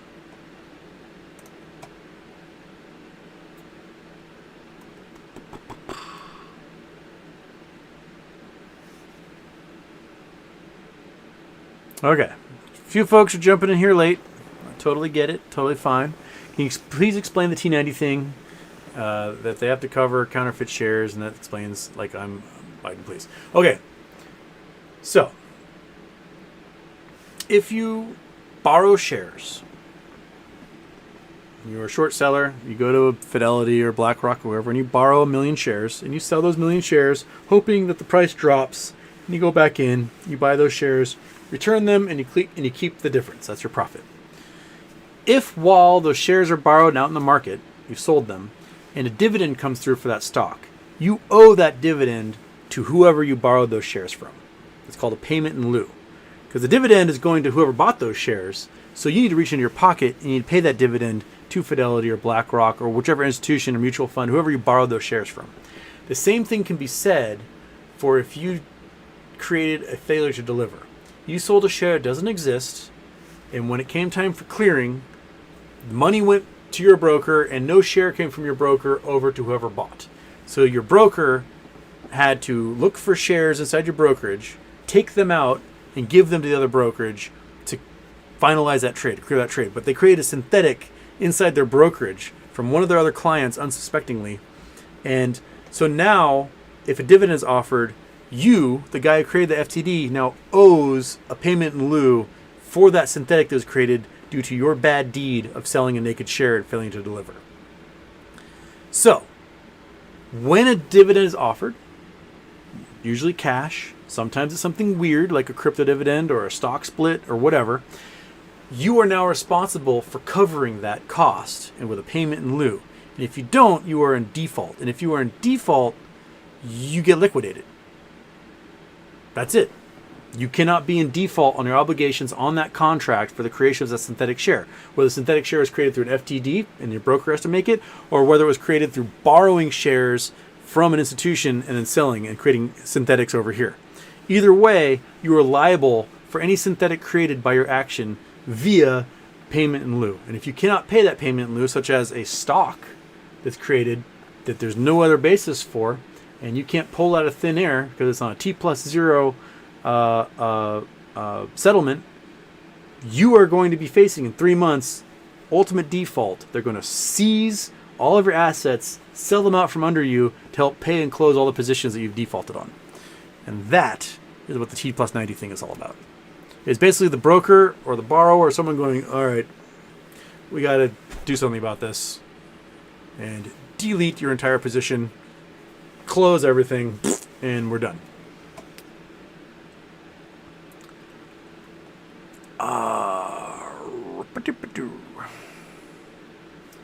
All right, a little past midnight. I'm going to skip some stuff and scroll down to the bottom. I'm going to do a couple of questions, and then I'll see you tomorrow night for the regular show. Okay.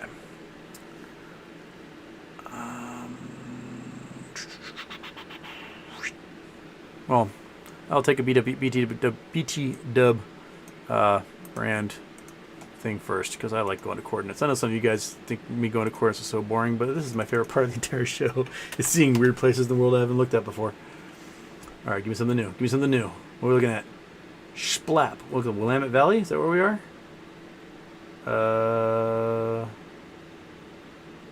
What are you? Mozilla Firefox. What? Free open source web browser. Why are you a Wikipedia entry in the middle of Oregon?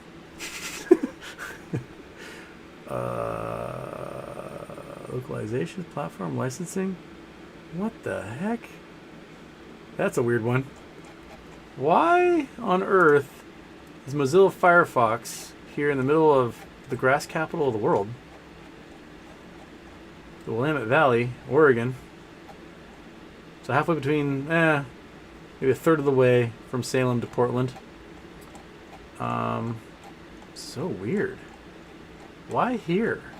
What a randomness is that? This is literally the turf capital of the world. Like more grass seed and turf is grown here than anywhere else on Earth. So this is probably a big grass field. BFB brand, that's a nice weird one. Thank you for that one. Heckin' weird. But brilliant at the same time. I dig it. All right. Okay.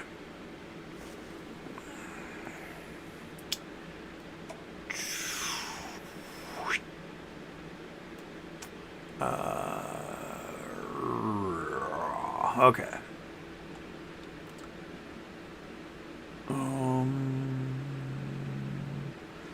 We gotta go.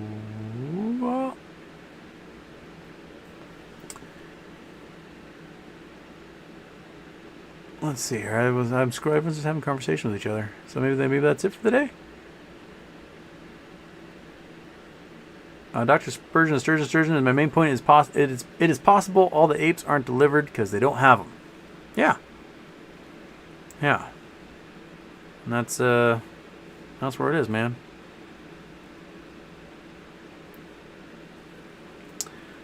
There you go. All right. Well, there we go, folks. We're petering out at the end here. That's okay. I'll probably be on sometime tomorrow night, late again, because it's going to be a hot one, and I just cannot be in this office during the day. It's too friggin' hot. So, Monkey Butt, the very sleepy big dog, and I, was dreaming and twitching on the floor behind me. He didn't make an appearance once. This is the first time he's ever made an appearance during a show. So, right, Snoops? No, he's out like a light. He's not responding to anything. So anyway, folks, I will see you tomorrow in about 24 hours and 22 hours. Have a good night. I welcome all of 400 of you that are up freakish hour in the morning with me. And it was fun. It was fun. Thank you so much. And slam it down.